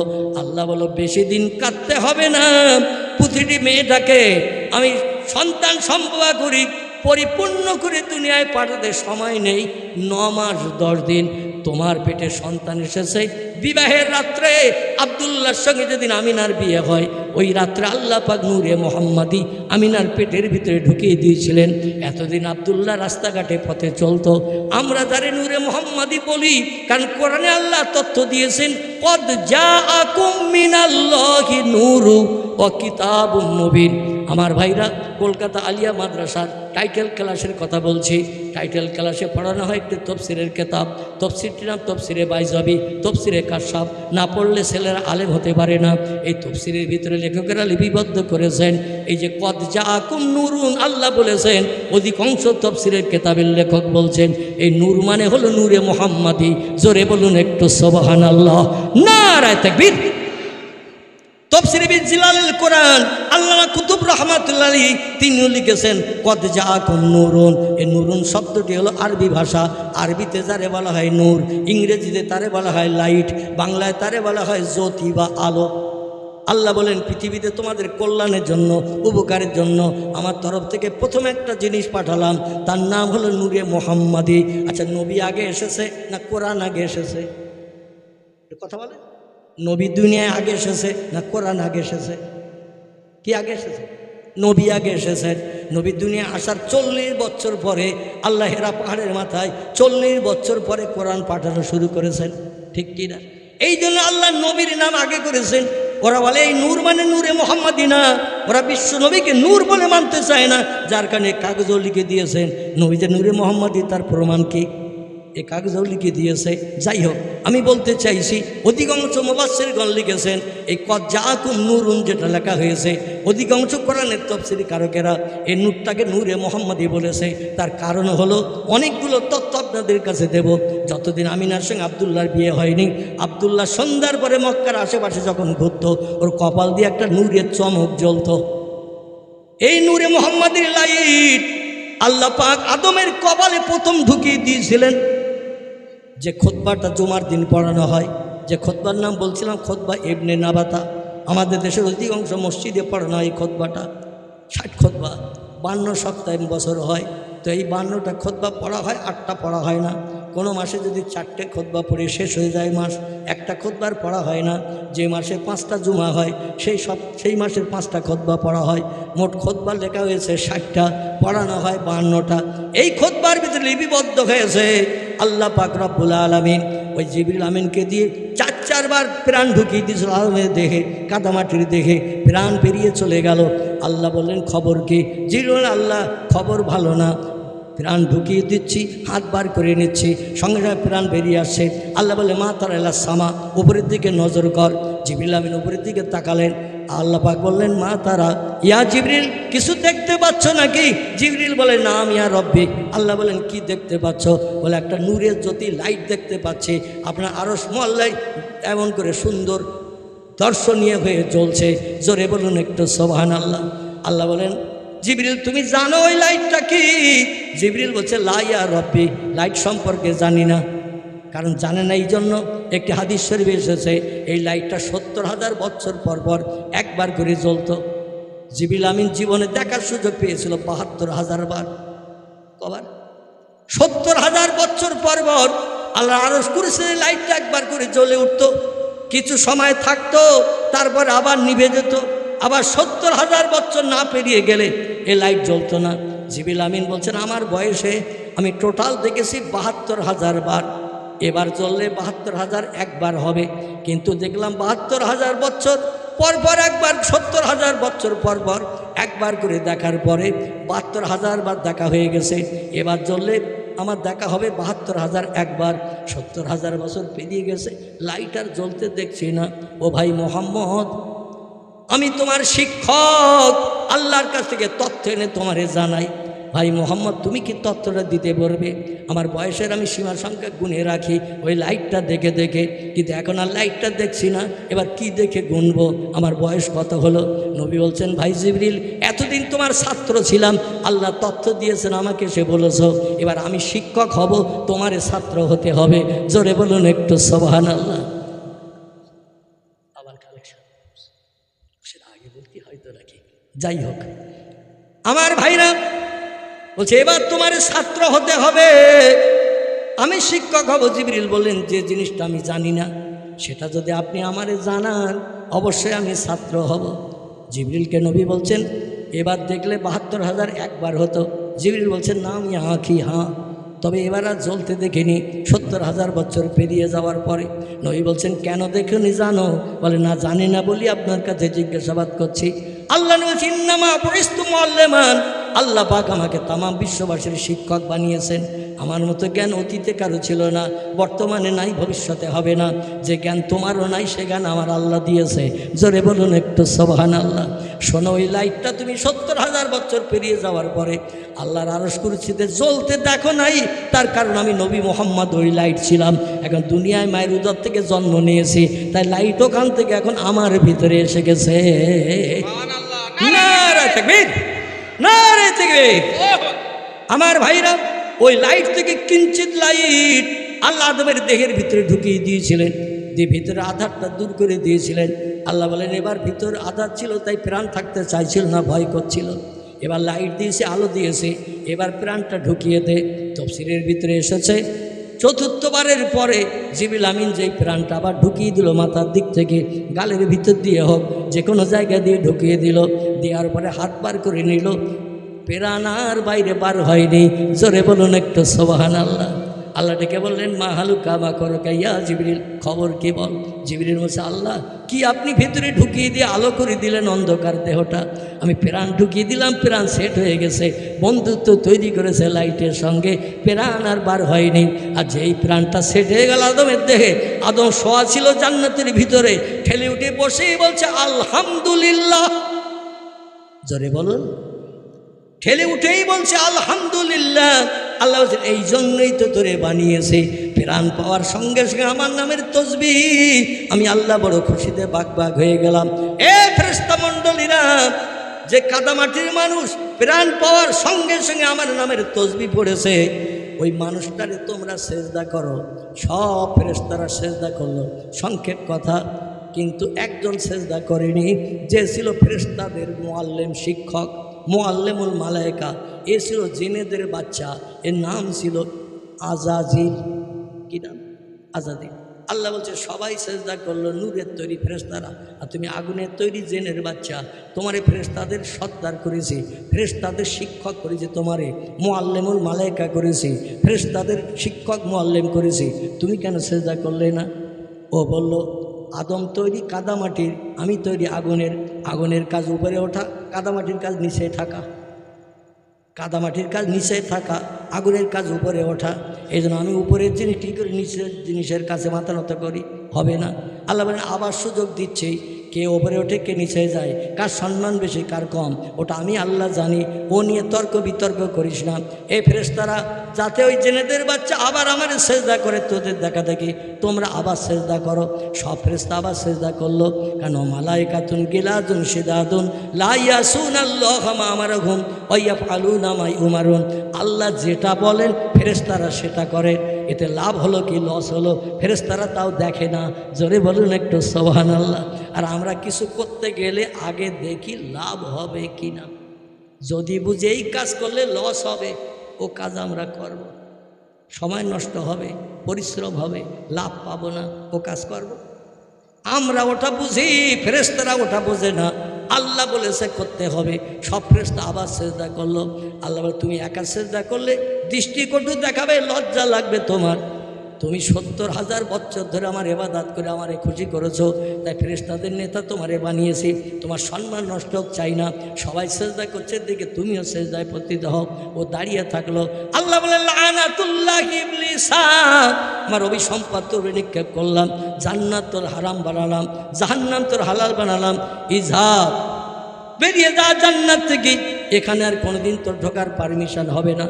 ও বলল আল্লাহ আমারে যখন পার করে দিচ্ছেন কাদা মানুষের কারণে, আমি দেখে ছাড়বো। ওর আন্ডা বাচ্চা যত জন্ম নেবে একটাকেও জান্নাতে যেতে দেব না, সব আমার সঙ্গে জাহান্নামী বানাবো। আল্লাহ বলছেন তোর কাজ তুই করবি, আমার কাজ আমি করবো। জোরে বলুন একটু সুবহানাল্লাহ। কারণ আল্লাহর কাজে লাভ না শয়তানের কাজে লাভ? আল্লাহর কাজে লাভ। আল্লাহ বলেন যত আমার বান্দাদের উপরেই কুমন্ত্রণা ধোঁকা দেবি, খারাপ কাজ করাবি করা, মরণের আগে একটা বার যদি তওবা পাঠ করে নেয়, সারা জীবনের গুনাহ মাফ করে আমি আদম বংশধরদের জান্নাত হালাল বানিয়ে দেব। শয়তান বলে আল্লাহ আমার রাস্তায় আমার পথে যারা চলবে, আমার নেতৃত্ব মানবে, আমার হুকুম শুনে যারা চলবে, জীবনের শেষবেলা যদি আপনার কাছে ফিরে যায় তওবা পড়ে, আল্লাহ ওদের নেবেন না, লাঠি মেরে আমার কাছে তাড়িয়ে দেবেন। আল্লাহ বলে ওটা হবে না। আমার নাম রহমান, আমার নাম রহিম, আমার নাম হলো দয়াবান, করুণানিধান, মেহেরবান, আমি ক্ষমাকারী, গুনাহ মাফকারী, এটা আমার নাম। এই জন্য বান্দা যত ভুল তোর পাল্লায় পড়ে করবে, মরণের আগে যদি একটা বার বলে আস্তাগফিরুল্লাহ আল্লাযী লা ইলাহা ইল্লা হুয়াল হাইয়ুল কাইয়ুম ওয়া আতুবু ইলাইহি লা হাওলা ওয়ালা কুওয়াতা ইল্লা বিল্লাহিল আলিয়্যিল আযীম, এটা হলো উত্তম তওবা। কি তওবা? একটা সাধারণ তওবা আমরা পড়ি, তওবাটা হলো আস্তাগফিরুল্লাহ রাব্বি মিন কুল্লি যামবিন ওয়া আতুবু ইলাইহি। তিরমিজি শরীফ, আবু দাউদ শরীফে হাদিস রয়েছে। আল্লাহর পয়গম্বর বলছেন এই তওবাটা কোনো বান্দা যদি নামাজ অন্তে 7 বার, মতান্তরে 11 বার কিংবা 21 বার যদি পাঠ করে, সমুদ্রের ঢেউয়ের ফেনার যেমন শেষ নাই, আল্লাহ তার নাম বলে অতটা সব লিপিবদ্ধ করেন, তার সারা জীবনের গুনাহ মাফ করে দেন এই তওবা পাঠ করার কারণে। আমি বলি আপনারা একটাবার পড়ে নেন আস্তাগফিরুল্লাহ, পড়েন সকালে আস্তাগফিরুল্লাহ আল্লাযী লা ইলাহা ইল্লা হুয়াল হাইয়ুল কাইয়ুম ওয়া আতুবু ইলাইহি লা হাওলা ওয়ালা কুওয়াতা ইল্লা বিল্লাহিল আলিয়্যিল আযীম। এই দরুদ শরীফটা মুখস্থ করবেন, এই তওবাটা মুখস্থ করবেন। দরুদ যেমন অনেক আছে, তওবা অনেক রকম আছে। ওই একটা তওবা শেষ না, একটা দরুদ শেষ না, দরুদ শত শত আছে, তওবাও অনেক রকমের আছে। যাই হোক, আমি যেটা বলতে চাচ্ছি সেটি হলো এই, আমার ভাইরা, আল্লাহ পাক রব্বুল আলামিন জানিয়ে দিয়ে দিলেন তুমি সারা জীবন নেতৃত্ব দেবে, উম্মতি মুহাম্মাদি বা আদমের বংশধরদের কুমন্ত্রণা ধোঁকা দেবে। মরার আগে একটাবার আমার নামে যদি তওবা পাঠ করে ভুল করেছে আল্লাহ ক্ষমা করেন, সারা জীবনের গুনাহ মাফ করে জান্নাতি বানাবো। শয়তান কান্না শুরু করে দিল। আল্লাহ বলল কাঁদতেই হবে, লাভ হবে না, কারণ আমার জ্ঞানের উপরে জ্ঞান আর কারো নাই। জোরে বলুন একটু সুবহানাল্লাহ। আব্বাসকে ডেকে বলছেন আবুল আহাব ভাই শোনো ভাই, যদি তুমি মোহাম্মদের দলে না ঢুকতে, আমি তোমার অনুরোধ করতাম মোহাম্মদের দলে ঢুকতে। আব্বাস বলতে সারা জীবন মোহাম্মদের সঙ্গে শত্রুতা করলে, আর ভূতের মুখে রাম নাম মতন ভাব, কেন তুমি মোহাম্মদের দলে আমারে ঢুকতে বলছো? আমি তো মোহাম্মদের দলে ঢুকে গেছি। বলে শোনো, আমার জীবনে কোনো ভালো কাজ নেই, জীবনে কোনো সৎ কাজ নেই, একটা মাত্র ছোট্ট সৎ কাজ। বলে কি? বলে যেদিন মোহাম্মদ জন্ম নিয়েছিল ওই খেজুরের পাতার বেড়ার ভিতরে আমিনার ঘরে আমার বাড়ির চাকরানি ঝি ছিল, নাম ছিল তার সয়বিয়া। এ ভোরবেলা ঘুম থেকে উঠে আমিনার সঙ্গে বান্ধবীত্ব করেছিল। আমিনা যেমন একা ছিল, কেউ তার ধারে পাশে যেত না, শ্বাসের রোগ ধরার ভয়ে। তাই সৌবিয়া মক্কার ও কাজের বাজার থেকে আবুল আহাব বাড়ির কাজের জন্য কিনে এনেছিল, বিবির কাজের উপকারের জন্য। ওর বিবির নাম ছিল উম্মে জামিলা। কি নাম? উম্মে জামিলা। সংসারের কাজের উপকার করে একটু স্বস্তি দেবে বলে 100 দিরহাম দিয়ে কিনে এনেছিল। যেমন হজরতে বেলালে হাফসিকে উমাইয়া বিন খলব কিনে এনেছিল বাড়ির উট ভাড়া দুম্বা চড়ানোর জন্য। সে যুগে মানুষ বিক্রি হতো, এখন আর মানুষ বিক্রি হয় না, তবে ছাগল গরু হাঁস মুরগি বিক্রি হয় কিনা হাটে বাজারে? ছাগল গরু হাঁস মুরগি যেমন বিক্রি হয়, তখন মানুষ বিক্রি হতো। এই সবিয়া বলল, একটু কাজের ভুল হয়ে গেলে। উম্মে জামিলা নিষ্ঠুর নারী ছিল, জল্লাদ ছিল, কাজ করতে গেলে ভুল হয়, কথা বলতে গেলে ভুল হয়। আচ্ছা, এই একটু সামান্য ভুল হতো, চাবুক দিয়ে আমার পিঠে মেরে মেরে চামড়া তুলে রক্ত ঝরিয়ে দিত।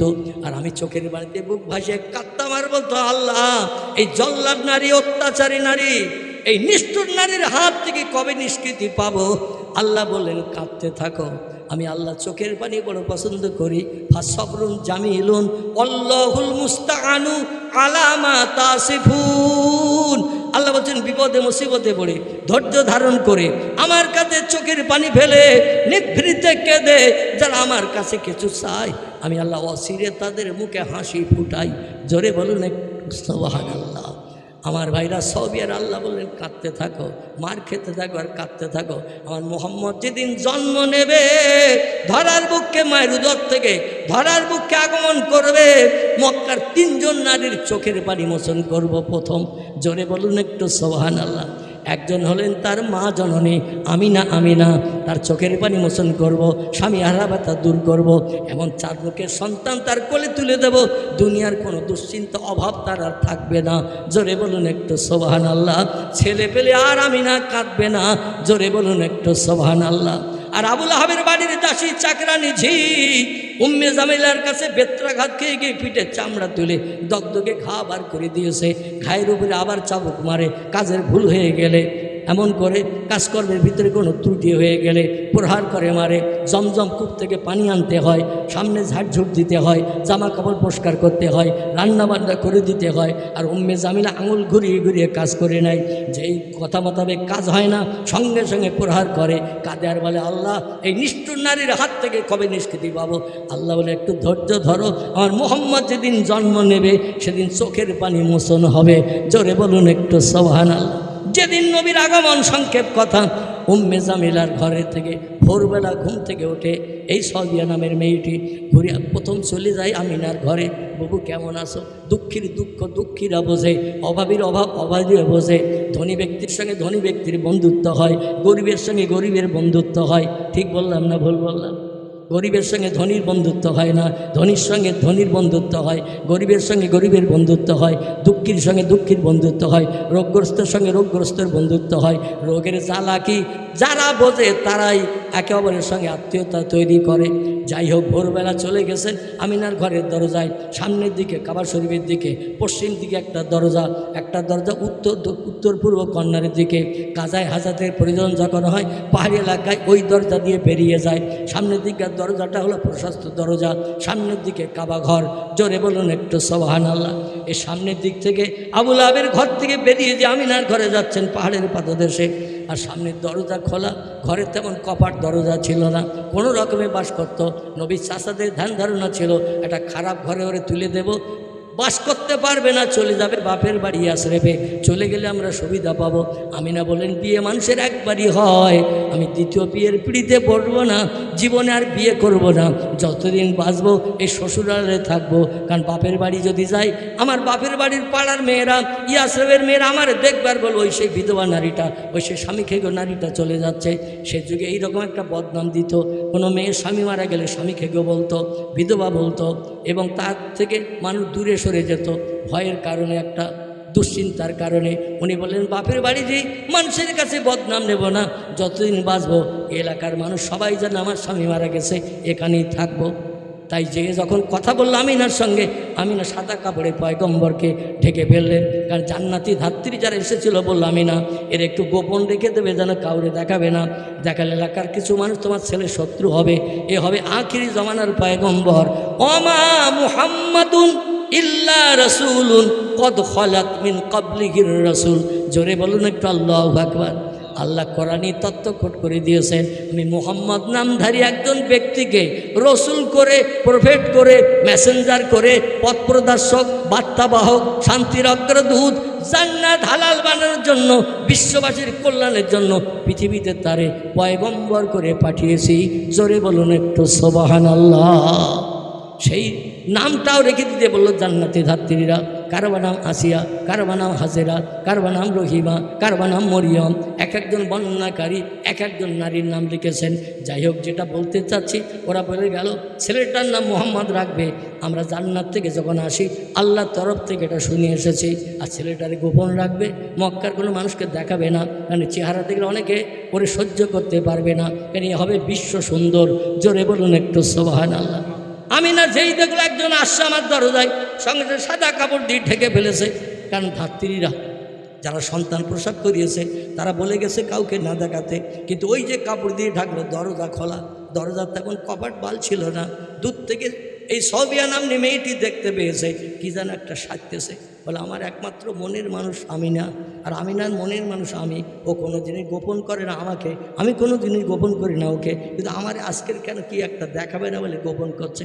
কাছের কাছে যেয়ে বলছেন, ও বুবুজান আমিনা, আমি আসছি দেখে কি তুমি কাপড়ের ভিতরে ঢেকে ফেললে?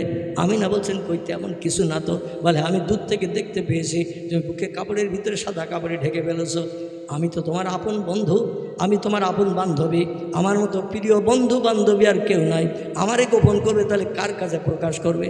বলে দেখতে যখন পেয়েছো, আজকের দিনের দিন তোমার মনে কষ্ট দেব না, আমার জীবনের সব কষ্ট লাঘব হয়েছে এই কাপড়ের ভিতরে ঢাকা জিনিসটা দেখে। তুমি কি দেখবে? সবিয়া বলেন নাম নাম, হা হা। বলে তাহলে একটু এই দিকে লক্ষ্য করো। মাথার দিক থেকে একটু আলগা করলেন, যেই বিশ্বনবীর মুখটা আলগা হয়ে গেল, আল্লাহ নবী পটল চড়া চোখ দিয়ে ফিক করে একবার মুচকি হাসি সবিয়ার দিকে দিয়ে দিয়েছেন। জোরে বলুন একটু সুবহানাল্লাহ।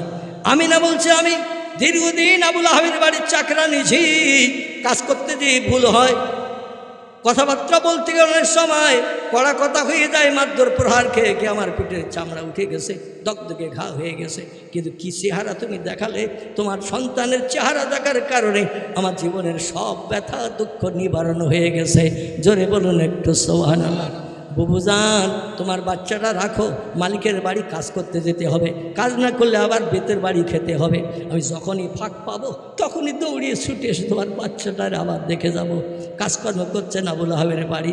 আর মক্কার গণকেরা, আসমান থেকে একটা তারকা সেদিন আকাশ থেকে নেমেছে, যারা নূরে মুহাম্মাদি বিশ্বাস করে না, নূরে মুহাম্মাদি নবীকে যারা মানে না, তামাম মক্কা নগরীর গণৎকারেরা, ওরা হচ্ছে আকাশ থেকে একটা উজ্জ্বল তারকা নেমেছে, রাতের বেলা জেনেরা উড়ে যায়, সেও একটা লাইট আলো দেখতে পাওয়া যায়। জেনের আগুনের তৈরি, রাতের বেলা আধারে যখন চলে দেখেন সাত করে একটা লাইট চলে গেছে। এটা হলো জেনেদের আগমন। বিভিন্ন নারীর সঙ্গে ওরা অবৈধ সম্পর্ক তৈরি করে, উড়িয়ে চলে এসে ওখানে নামে, কাজকর্ম মিটিয়ে আবার চলে যায়। এই জেনেদের লাইট আর নূরে মুহাম্মাদি কি এক? নূরে মুহাম্মাদি আলাদা। সেই লাইট যত মক্কার দিকে নেমে আসছে আকাশ থেকে, তত মক্কা নগরীর দিনের আলোর থেকে আরও উজ্জ্বল আলোকিত হচ্ছে। গণৎকারেরা গোনাপড়া করলো, তৌরিত পড়ে, জব্বুর পড়ে, ইঞ্জির পড়ে গোনাগাতা করে বলল, এ লাইট জেন ভূত প্রেত না, কোনো দেব দানব না। এ লাইট যত নেমে আসছে আধার দূরে হয়ে যাচ্ছে, মক্কা নগরী আলোকিত হয়ে যাচ্ছে, রাত বলে মনে হচ্ছে না। নিশ্চয়ই এই লাইটটা একটা সুসন্তানের আগমন, জোরে বলুন একটু সুবহানাল্লাহ। সকাল হোক, কোন ঘরে পাহাড়ের কিনারায় কোন ঘরে লাইটটা এসেছে, আমরা কালকের ওই সুসন্তানের খবরটা নেব। সারা মক্কা নগরে আওস, খজরজ, বনি নজ্জার, বনি তামিম, বনি করাইয়ের, বনি উমাইয়া, যত গোত্র ছিল সব খুঁজে খুঁজে দেখলো, বলে আমাদের কারো ঘরে গত রাত্রে কোনো বাচ্চা জন্ম নেয়নি। বলছে গোনা পড়া কি ভুল হয়ে গেল? বলে সেটাই তো বিষয়, আবার কি নতুন করে গুনতে হবে লাইটটা কি হতে পারে। আমরা বললাম একটা সুসন্তান বাচ্চা, কিন্তু বাচ্চা তো পেলাম না। শেষবেলার কাবা শরীফের পূর্ব দিকে ওই ইতালিয়ান শ্বেত পাথরের চাতোয়াল বর্তমানে এখন যেটা আছে, যত রৌদ্র পড়ে বরফের মতো ঠান্ডা হয় এই চাতোয়াল। এ আমাদের দেশের পাথর না, ইতালিয়ান শ্বেত পাথর, যত রৌদ্র পড়ে তত বরফের মতো ঠান্ডা হয়। আমার ভাইরা, এই চাতোয়ালে আবুল আহাবের বাড়ি, আবু জেহেলের বাড়ি, এমন করে হারেসের বাড়ি, মোকাবেনের বাড়ি, হামজার বাড়ি, আব্বাসের বাড়ি, এদের বাড়ি সব ওই চাতলের ভিতরে। এসে জিজ্ঞাসা করছে, তোমাদের এই গোত্রে কি কোনো বাচ্চা ছেলে জন্ম নিয়েছে? বলে বাচ্চা ছেলে জন্ম নিলে তো আমাদের কাছে খবর আগে আসতো, কোনো বাচ্চার তো খবর নাই। বলছে তাহলে আমাদের গোনা পড়াই ভুল হয়ে গেছে, ও লাইট কোনো পুত্র সন্তান সুসন্তান হবে না, অন্য কোনো লাইট হবে, চলো আবার নতুন করে গোনা পড়া করবো সন্ধ্যার পরে। হঠাৎ সবিয়া ডেকে বলছে, মালিক ও আবুল আহাব, লোকগুলো আসলো হাসি মুখে, ফিরে যাচ্ছে মুখ কালো করে। আমি তো ওই মুখ কালো পছন্দ করি না। ওরা কি জিজ্ঞাসা করলো আর কি উত্তর দিলেন, তাই মুখ কালো করে চলে যাচ্ছে। আবুল আহাব বলছে, তোর কাজ তুই কর, যে খবর আমি রাখি না সেই খবর তুই কি করে জানবি? খবর আমার কাছে আসে বাচ্চা হলে, আমি খবর পাই না, তুই খবর বলবি, তোর কাজ তুই কর, ঝাড়ঝুট দে, জমজম কুপতে পানি আন, জামা কাপড় পরিষ্কার কর, রান্না বান্না কর। বলছে মালিককে একটু বলেন না, আমি আজকের সকালবেলা খুব খুশিতে বাগ হয়েছি, আর ওরা মুখ কালো করে চলে যাচ্ছে, আমি পছন্দ করতে পারছি না। আবুল আহাবের আগের বসে বলছে, তুই বলতে পারবি আমাদের গোত্রে কার ঘরে বাচ্চা হয়েছে গতকাল? সবিয়া বলছে, নাম ইয়া আল মালিক, ও বাড়ির নেতা, বাড়ির কর্তা, হা হা, আপনার ওই যে পাহাড়ের পাদদেশে ঢিবির উপরে একটা ভাইয়ের বিবির ঘর আছে না, আমিনা, যে স্বামীহারা বিধবা, ওর ঘরে একটা বাচ্চা হয়েছে গত রাত্রে ভোরবেলা। জোরে বলুন সুবহানাল্লাহ। বলছে তাই, মরা ভাই ছেলে হয়েছে? বলে হ্যাঁ, মরা ভাইয়ের স্ত্রীর একটা ছেলে হয়েছে। বলে তাহলে তো আমার একদিন চাচা বলে ডাকবে, আমার হাত ধরে নিয়ে মক্কার রাস্তায় ঘুরবে, তাহলে কত আনন্দ পাওয়া যাবে। বলে ওই ঘরে বাচ্চা হয়েছে? বলে হ্যাঁ। বলো বড় ভাইরা দাঁড়াও, চলে এসো, ফিরে এসো। আমি আগে খবর পাইনি, বলতে পারিনি, আমার বাড়ির চাকরানি ঝির কাছ থেকে শুনলাম আমাদের মরা ভাইয়ের একটা বাচ্চা হয়েছে ওই পাহাড়ের পাদদেশে ঢিবির উপরে, খেজুরের পাতার বেড়ার ভিতরে। বলে তাই নাকি? বলে হ্যাঁ। ও চলো বাচ্চাটা দেখবো। সবাই দল বেঁধে চলে গেছে। আমিনা প্রথম কাপড়ে ঢেকে ফেলেছে, ধাত্রীরা যা বলেছে তাই ঘটনা ঘটে গেল। খবর বোধহয় উঠে গেছে, আমার ছেলের জোর করে তুলে নিয়ে যাবে, প্রাণনাশ করে দেবে, সন্তানহারা হয়ে যাব, স্বামীহারা বিধবা, ভবিষ্যতে আর কোনো সন্তান হবে না, কি করে বাচ্চাকে আটকাবো? আবুল আহাব বলেন, ওলা তাহজান ওলা তাখাফ, এ ঝুপড়ি ঘরের নারী, ভয় নাই, চিন্তা নাই, তোমার ছেলের কোনো ক্ষতি হবে না। জানার এসেছেন এরা উচ্চ শিক্ষিত, তৌরিতের পণ্ডিত, জব্বুরের পণ্ডিত, এমন করে ইঞ্জিলের পণ্ডিত, এরা তোমার ছেলের ক্ষতি করবে না। তোমার ঘরে একটা পুত্র সন্তান হয়েছে, বাড়ির দাসী জানিয়ে দিয়েছে আমাকে, তাই এসেছে। একটু দরজা দিয়ে আমরা ঢুকছি, একটু আমাদের দেখাও। সংক্ষেপ কথা আমিনা বললেন, শোনো, এক এক করে এসো, একসঙ্গে দলবদ্ধভাবে ঢুকো না। উনি মাথার দিক থেকে একটু কাপড় আলগা করে দিয়েছেন, আর যে যায় বিশ্বনবীর চাঁদ মুখ দেখে থ হয়ে যায়, বাইরে বেরিয়ে আসার খেয়াল আর থাকে না। জোরে বলুন একটু সুবহানাল্লাহ। কারণ নবীদের এই কপালের ভুরু যুগল এপাশ ওপাশ দুপাশ একসঙ্গে জোড়া ছিল। দুনিয়ায় যত পুরুষ নারী জন্ম নেয় সবার নাকের মাঝখানটা দেখবেন ফাঁকা হয়, আমাদের সকলের নাকের মাঝখানটা ফাঁকা, ভুরু নাই। চোখের দুই পাশে কালো ভুরু, নাকের মাঝখান ফাঁকা। নবীর বিরল প্রকৃতির মানুষ আল্লাহ বানিয়েছিলেন, দুটো ভুরু একসঙ্গে কাস্তের মতো জোড়া লাগানো ছিল। দুনিয়ায় যত বাচ্চা জন্ম নেয় দেখবেন দাঁতবিহীন বোকরা দাঁতওয়ালা হয়। নবীর দুপাটি 32খানা দুধের মতো সাদা, মুক্তার ন্যায় ঝলকানি দাঁত আল্লাহ দিয়ে পাঠিয়েছিলেন।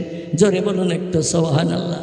দুনিয়ায় যত ছেলে জন্ম নেয় 5-7 বছর বয়স হলে ওদের খাতনা দিয়ে মুসলমানি করতে হয়। আল্লাহ বিশ্বনবীকে মায়ের পেট থেকে খাতনা দিয়ে পাঠিয়েছিলেন। জোরে বলুন একটু সুবহানাল্লাহ। দুনিয়ায় যত ছেলে যত মেয়ে জন্ম নেয় উলঙ্গিনী হয়ে উলঙ্গ হয়ে জন্ম নেয়। কোনো ছেলে কোনো মেয়ে মায়ের পেট থেকে যখন দুনিয়ার মুখ দেখে গায়ে কার কার কাপড় আছে একটু বলুন। আছে কারো? পেয়েছে কেউ? কিন্তু আল্লাহ পাক বিশ্বনবীর গুপ্তাঙ্গ দুনিয়ার কোনো মানুষকে দেখাবেন না বলে জান্নাতি রেশমি শার্টের পোশাক নবীজিকে পরিয়ে মায়ের উদর থেকে দুনিয়ায় পাঠিয়ে দিয়েছিলেন। তার গুপ্তাঙ্গ দেখার সুযোগ পৃথিবীর কোনো মানুষের নসিবে জোটে নাই। জোরে বলুন একটু সুবহানাল্লাহ। দুনিয়ায় যত ছেলে যত মেয়ে জন্ম নেয়, জন্মের পরে ধাত্রীরা চিৎ করে সইয়ে দেয়। দুনিয়ায় যত ছেলে যত মেয়ে মায়ের পেট থেকে জন্ম নেয়, মায়ের পেট থেকে বার করে চিৎ করে সইয়ে দেয়। আল্লাহ নবী যখন জন্ম নিলেন, মামিনা বলছেন আল্লাহ লা শাক্কা ফিহে, আমি সেই খোদার কসম খেয়ে বলছি, ধাত্রীরা আমারে যখন বলল কখন বাচ্চা হয়েছে আমি কিছুই খবর রাখি না, ওরা বলে দিল তাই আমি ঠেলে উঠে বসলাম। দেখি আমার দুই পায়ের মাঝখানে ধুলা মেখে আমার ছেলে সেজদায় পতিত হয়ে ভূত হয়ে শুয়ে রয়েছে। দুনিয়ায় যত ছেলে যত মেয়ে জন্ম নেয়, এদের কিছুর প্রয়োজন হলে ট্যাঁ করে কাঁদে, পিঁপড়ে কাটলে কাঁদে, মশায় কামড়ালে কাঁদে, ক্ষুধা লাগলে কাঁদে, পিপাসা লাগলে কাঁদে। আল্লাহ নবী জন্ম নিয়ে কাঁদেননি, বরং নবীজি ফিক ফিক করে সাদা মুক্তার দানার ন্যায় ঝলকানি দাঁত বার করে লাল ঠোঁটের ভিতর দিয়ে পটল চড়া চোখের চাউনি দিয়ে ফিক ফিক করে হেসেছে। জোরে বলুন একটু সুবহানাল্লাহ। এটা হলো নবীজির বিরল মুজিজা। জোরে বলুন একটু আমিন।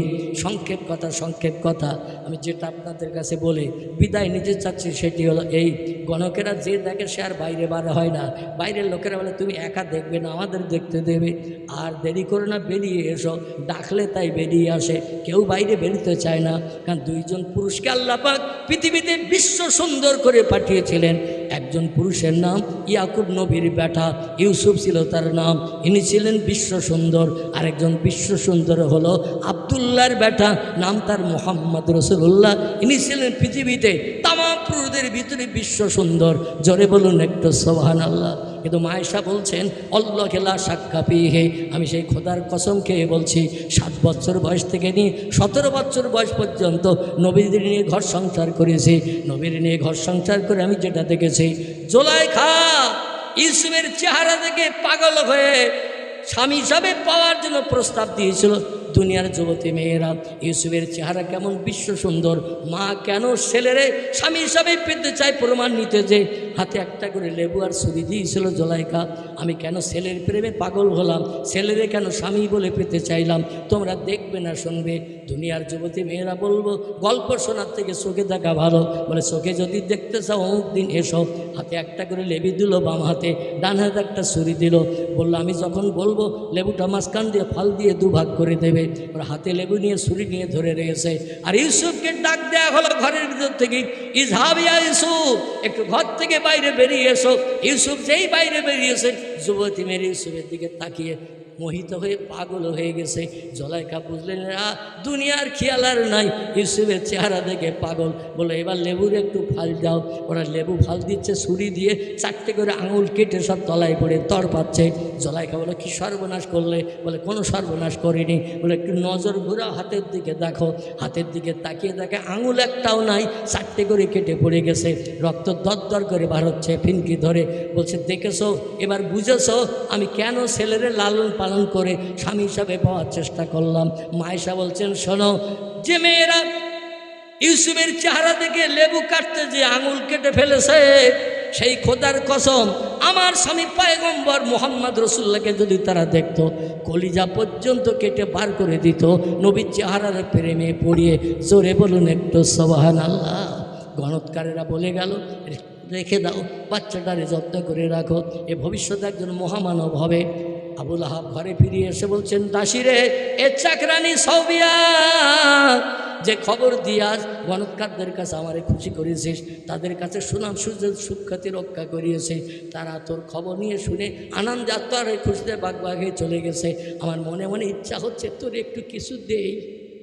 তুই যে খবর দিয়েছিস মরা ভাইয়ের ছেলে হয়েছে, ছেলে দেখো আমরা সবাই খুশি, আমার ইচ্ছা হচ্ছে তোরে কিছু দিয়ে খুশি করি, গিফট দেই। কিন্তু পকেটে হাত দিচ্ছে, পয়সা নেই। বাক্সের ডালা খুলে দেখে তাতেও কিচ্ছু নেই। বলে কি দেব, না দিয়ে তো আমি স্থির থাকতে পারছি না। হঠাৎ একটু মাথা নিচু করে চিন্তা করতে যেয়ে বলছে ওই তো ওখাজের বাজার থেকে 100 টাকা দিয়ে ওই মেয়েটারে কিনে এনেছিলাম, পকেটে যখন পয়সা নাই, বাক্সে যখন কিছু নাই, তাহলে ওই টাকাটার মায়া ছেড়ে দিয়ে ওরে আজাদি করে দেয়। ও নিজের মতো চলুক, নিজের মতো বেড়াক, আমার স্ত্রীর হুকুম শুনতে হবে না, জমজমের পানি আনতে হবে না, রান্না করতে হবে না, কাপড় চোপড় পরিষ্কার করতে হবে না, ঝিয়ের কাজ করতে হবে না। যা, আজ থেকে তুই আজাদি, আজ থেকে মুক্তা, যেখানে পারিস সেখানে যা।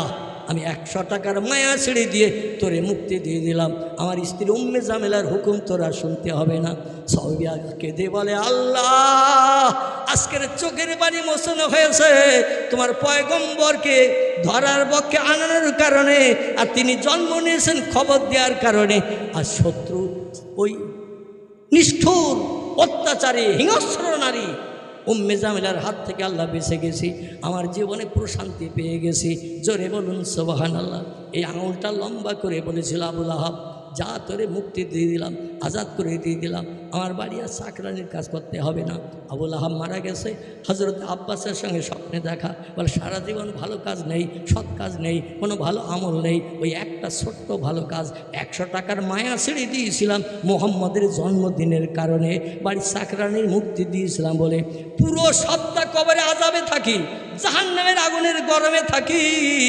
কিন্তু যেই সোমবার শুরু হয়, আমার এই আঙ্গুলটায় জান্নাতি মধু জারি হয়। মায়ের স্তনের বোটা চুষলে বাচ্চারা যেমন দুধ পায়, এই আঙুলটা চষে আর জান্নাতি মধু পায়।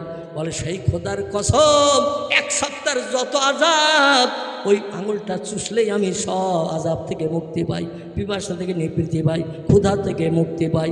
সারা সোমবার দিন আঙুল চুষে কলিজা ঠান্ডা করি, কিন্তু মঙ্গলবার দিন যেই শুরু হয় আমার আঙ্গুলের মধু শুকিয়ে যায়। 1 সপ্তাহ আযাবের মাঝখানে থাকি। রে আবুল আহাব, আব্বাস বলছে, আবুল আহাব রে, তাহলে কি তুই বলতে চাইছিস? বলে মুহাম্মাদের জন্মদিনে যদি কোনো ব্যক্তি 100 টাকার মায়া ছাড়ে, 50 টাকার মায়া ছাড়ে, দুনিয়ায় গরিব এতিমদের সাহায্য করে, বিপদগ্রস্তকে উপকার করে, এমন করে গরিব দুঃখীদের মুখে হাসি ফোটায়, আল্লাহ পাক নবীর জন্মদিন উপলক্ষ করে ওই মাসের ভিতরে যদি এইরকম একটা অনুষ্ঠানের কাজ করে, আল্লাহ তাদেরও কবরে নেয়ামত থেকে বঞ্চিত করবে না। জোরে বলুন একটু সুবহানাল্লাহ। নবী দিবস আমরা কেন করি? এই জন্যই করি। হযরতে আল্লামা নিয়ামউদ্দিন কোবরা রাহমাতুল্লাহ আলাইহি তিনি তথ্য দিয়ে বলছেন, আবুল আহাবের মতো কট্টর কাফের নবীর জন্মদিনে 100 দিরহামের মায়া ছাড়ার কারণে প্রতি সপ্তাহে সোমবার দিন যদি মধু পাই, আমরা নবীর সুন্নত মাথায় টুপি দেই, নবীর সুন্নত মুখে দাড়ি রাখি, নবীর সুন্নত হাঁটুর নিচে লম্বা জামা গায়ে দেই, নবীর সুন্নত ডান হাতে গ্লাস ধরে খাই, নবীর সুন্নত আমরা নবীর বিশ্বনবীর আদর্শগুলো বাস্তবে রূপদান করে চলি। আর নবীর জন্মদিন উপলক্ষ করে রবিউল আউয়াল মাসে, নবীর জন্ম মাসে যদি কোনো অনুষ্ঠান করি, গরিব দুঃখী এতিমদের খাবার খাওয়াই, আল্লাহ কিয়ামত পর্যন্ত আমাদের কবরে জান্নাতি নেয়ামত বন্ধ রাখবেন না। জোরে বলুন একটু সুবহানাল্লাহ, নারায়ে তাকবীর। সেই নবীর জন্মদিন আজকের আপনারা উদযাপন করছেন। আর কেউ যদি বলে নবী করেনি, সাহাবীরা করেনি, আমরা কেন করব? ওই কথায় যাবেন না এই তথ্যটার উপরে বিশ্বাস রেখে কবরে নাজাত পাওয়ার জন্য নবী দিবস করবেন? একদল মানুষেরা তারা মিলাদ মাহফিল করে না, একদল মানুষেরা তারা মিলাদ মাহফিল করে না, ওয়াজ নসিহতের মজলিস দেয় না। আমি তাদের কয়েকটা দলের নাম বলছি: তবলিগি জামাত, আহলে হাদিস, জামাতে ইসলামী, এমন করে ওয়াহাবি, নাজদি, এরা মিলাদ মাহফিল করে না। কিন্তু ওদের তবলিগি আলেমেরা আমাদের ওয়াজ নসিহতে এসে মিলাদ করে যায়। এ ঠিক বললেন না ভুল বললেন? ওদের তবলিগি আলেমেরা, ওদের মতদর্শে মিলাদ নেই, ওদের মতদর্শে আছে ইজতেমা। কি আছে? ইজতেমা। সেখানে যে বসো, অজু করা শেখো, এটা শেখো, ওটা শেখো। কিন্তু এরকম কোনো বক্তৃতার মজলিস নাই, সদুপদেশের কথা বলা হয় না, শুধু ইজতেমায় এক জায়গায় জড়ো করা হয়। কিন্তু আমাদের মতো ওয়াজ নসিহতের মজলিস, দিন শরীয়তের আলোচনা, কোরআন হাদিসের আলোচনা করা হয় না। কিন্তু ওদের ওই মতাদর্শে ওয়াজ নসিহত নাই বলে ওই দলের মানুষেরা আমাদের এই মতাদর্শে ঢুকে ওয়াজ নসিহত করে। এ ঠিক বললাম না ভুল বললাম? একটা বাস্তব সত্য কথা বলছি। আমার ভাইরা, শেষ করে দিলাম। এখন যদি আপনারা বলেন নবী দিবস করব, তাহলে আমি 2-5 মিনিটের জন্য আপনাদের কাছে হাত পাতবো। আর যদি বলেন নবী করেনি, সাহাবীরা করেন, মসজিদের জন্য আমি 2-5 মিনিটের জন্য হাত পাতবো। আর যদি বলেন না ওরা করেনি, আমরা করব না, তাহলে আর মসজিদের জন্য হাত পাতবো না। মসজিদ হলো এতিম। কি বললাম? মসজিদ এতিম, এর অভিভাবক কেই নয়। গ্রামের সকল মানুষের অভিভাবক। এই জন্য এতিমকে আমরা সাহায্য করলে কবরে হাসরে এতিমের দ্বারা আমরা উপকৃত হব না আল্লাহ কোরআনে বলছেন ফাম্মা সায়েলা ফালা তানহার অম্মা বিনিমাতে রব্বিকা ফাহাদ্দিস। আল্লাহ বলছেন যারা সায়েল এতিম ভিক্ষুক এদের যারা মুখে হাসি ফুটাবে আমি আল্লাহ হাসরের মাঠে যেদিন কেউ আপনজন হবে না সেদিন তাদের মুখে হাসি ফুটাবো জান্নাতে নেয়ামত দিয়ে। জোরে বলুন একটু সুবহানাল্লাহ। এই জন্য আপনাদের গ্রামের মসজিদ এতিম হয়ে দাঁড়িয়ে আছে। মসজিদের কাজকর্ম কি বাকি আছে আমি তো দেখি নাই। মসজিদ মেজের কাজ বাকি আছে আর আরও অনেক অনেক কাজ বাকি। তার নতুন মসজিদ নাকি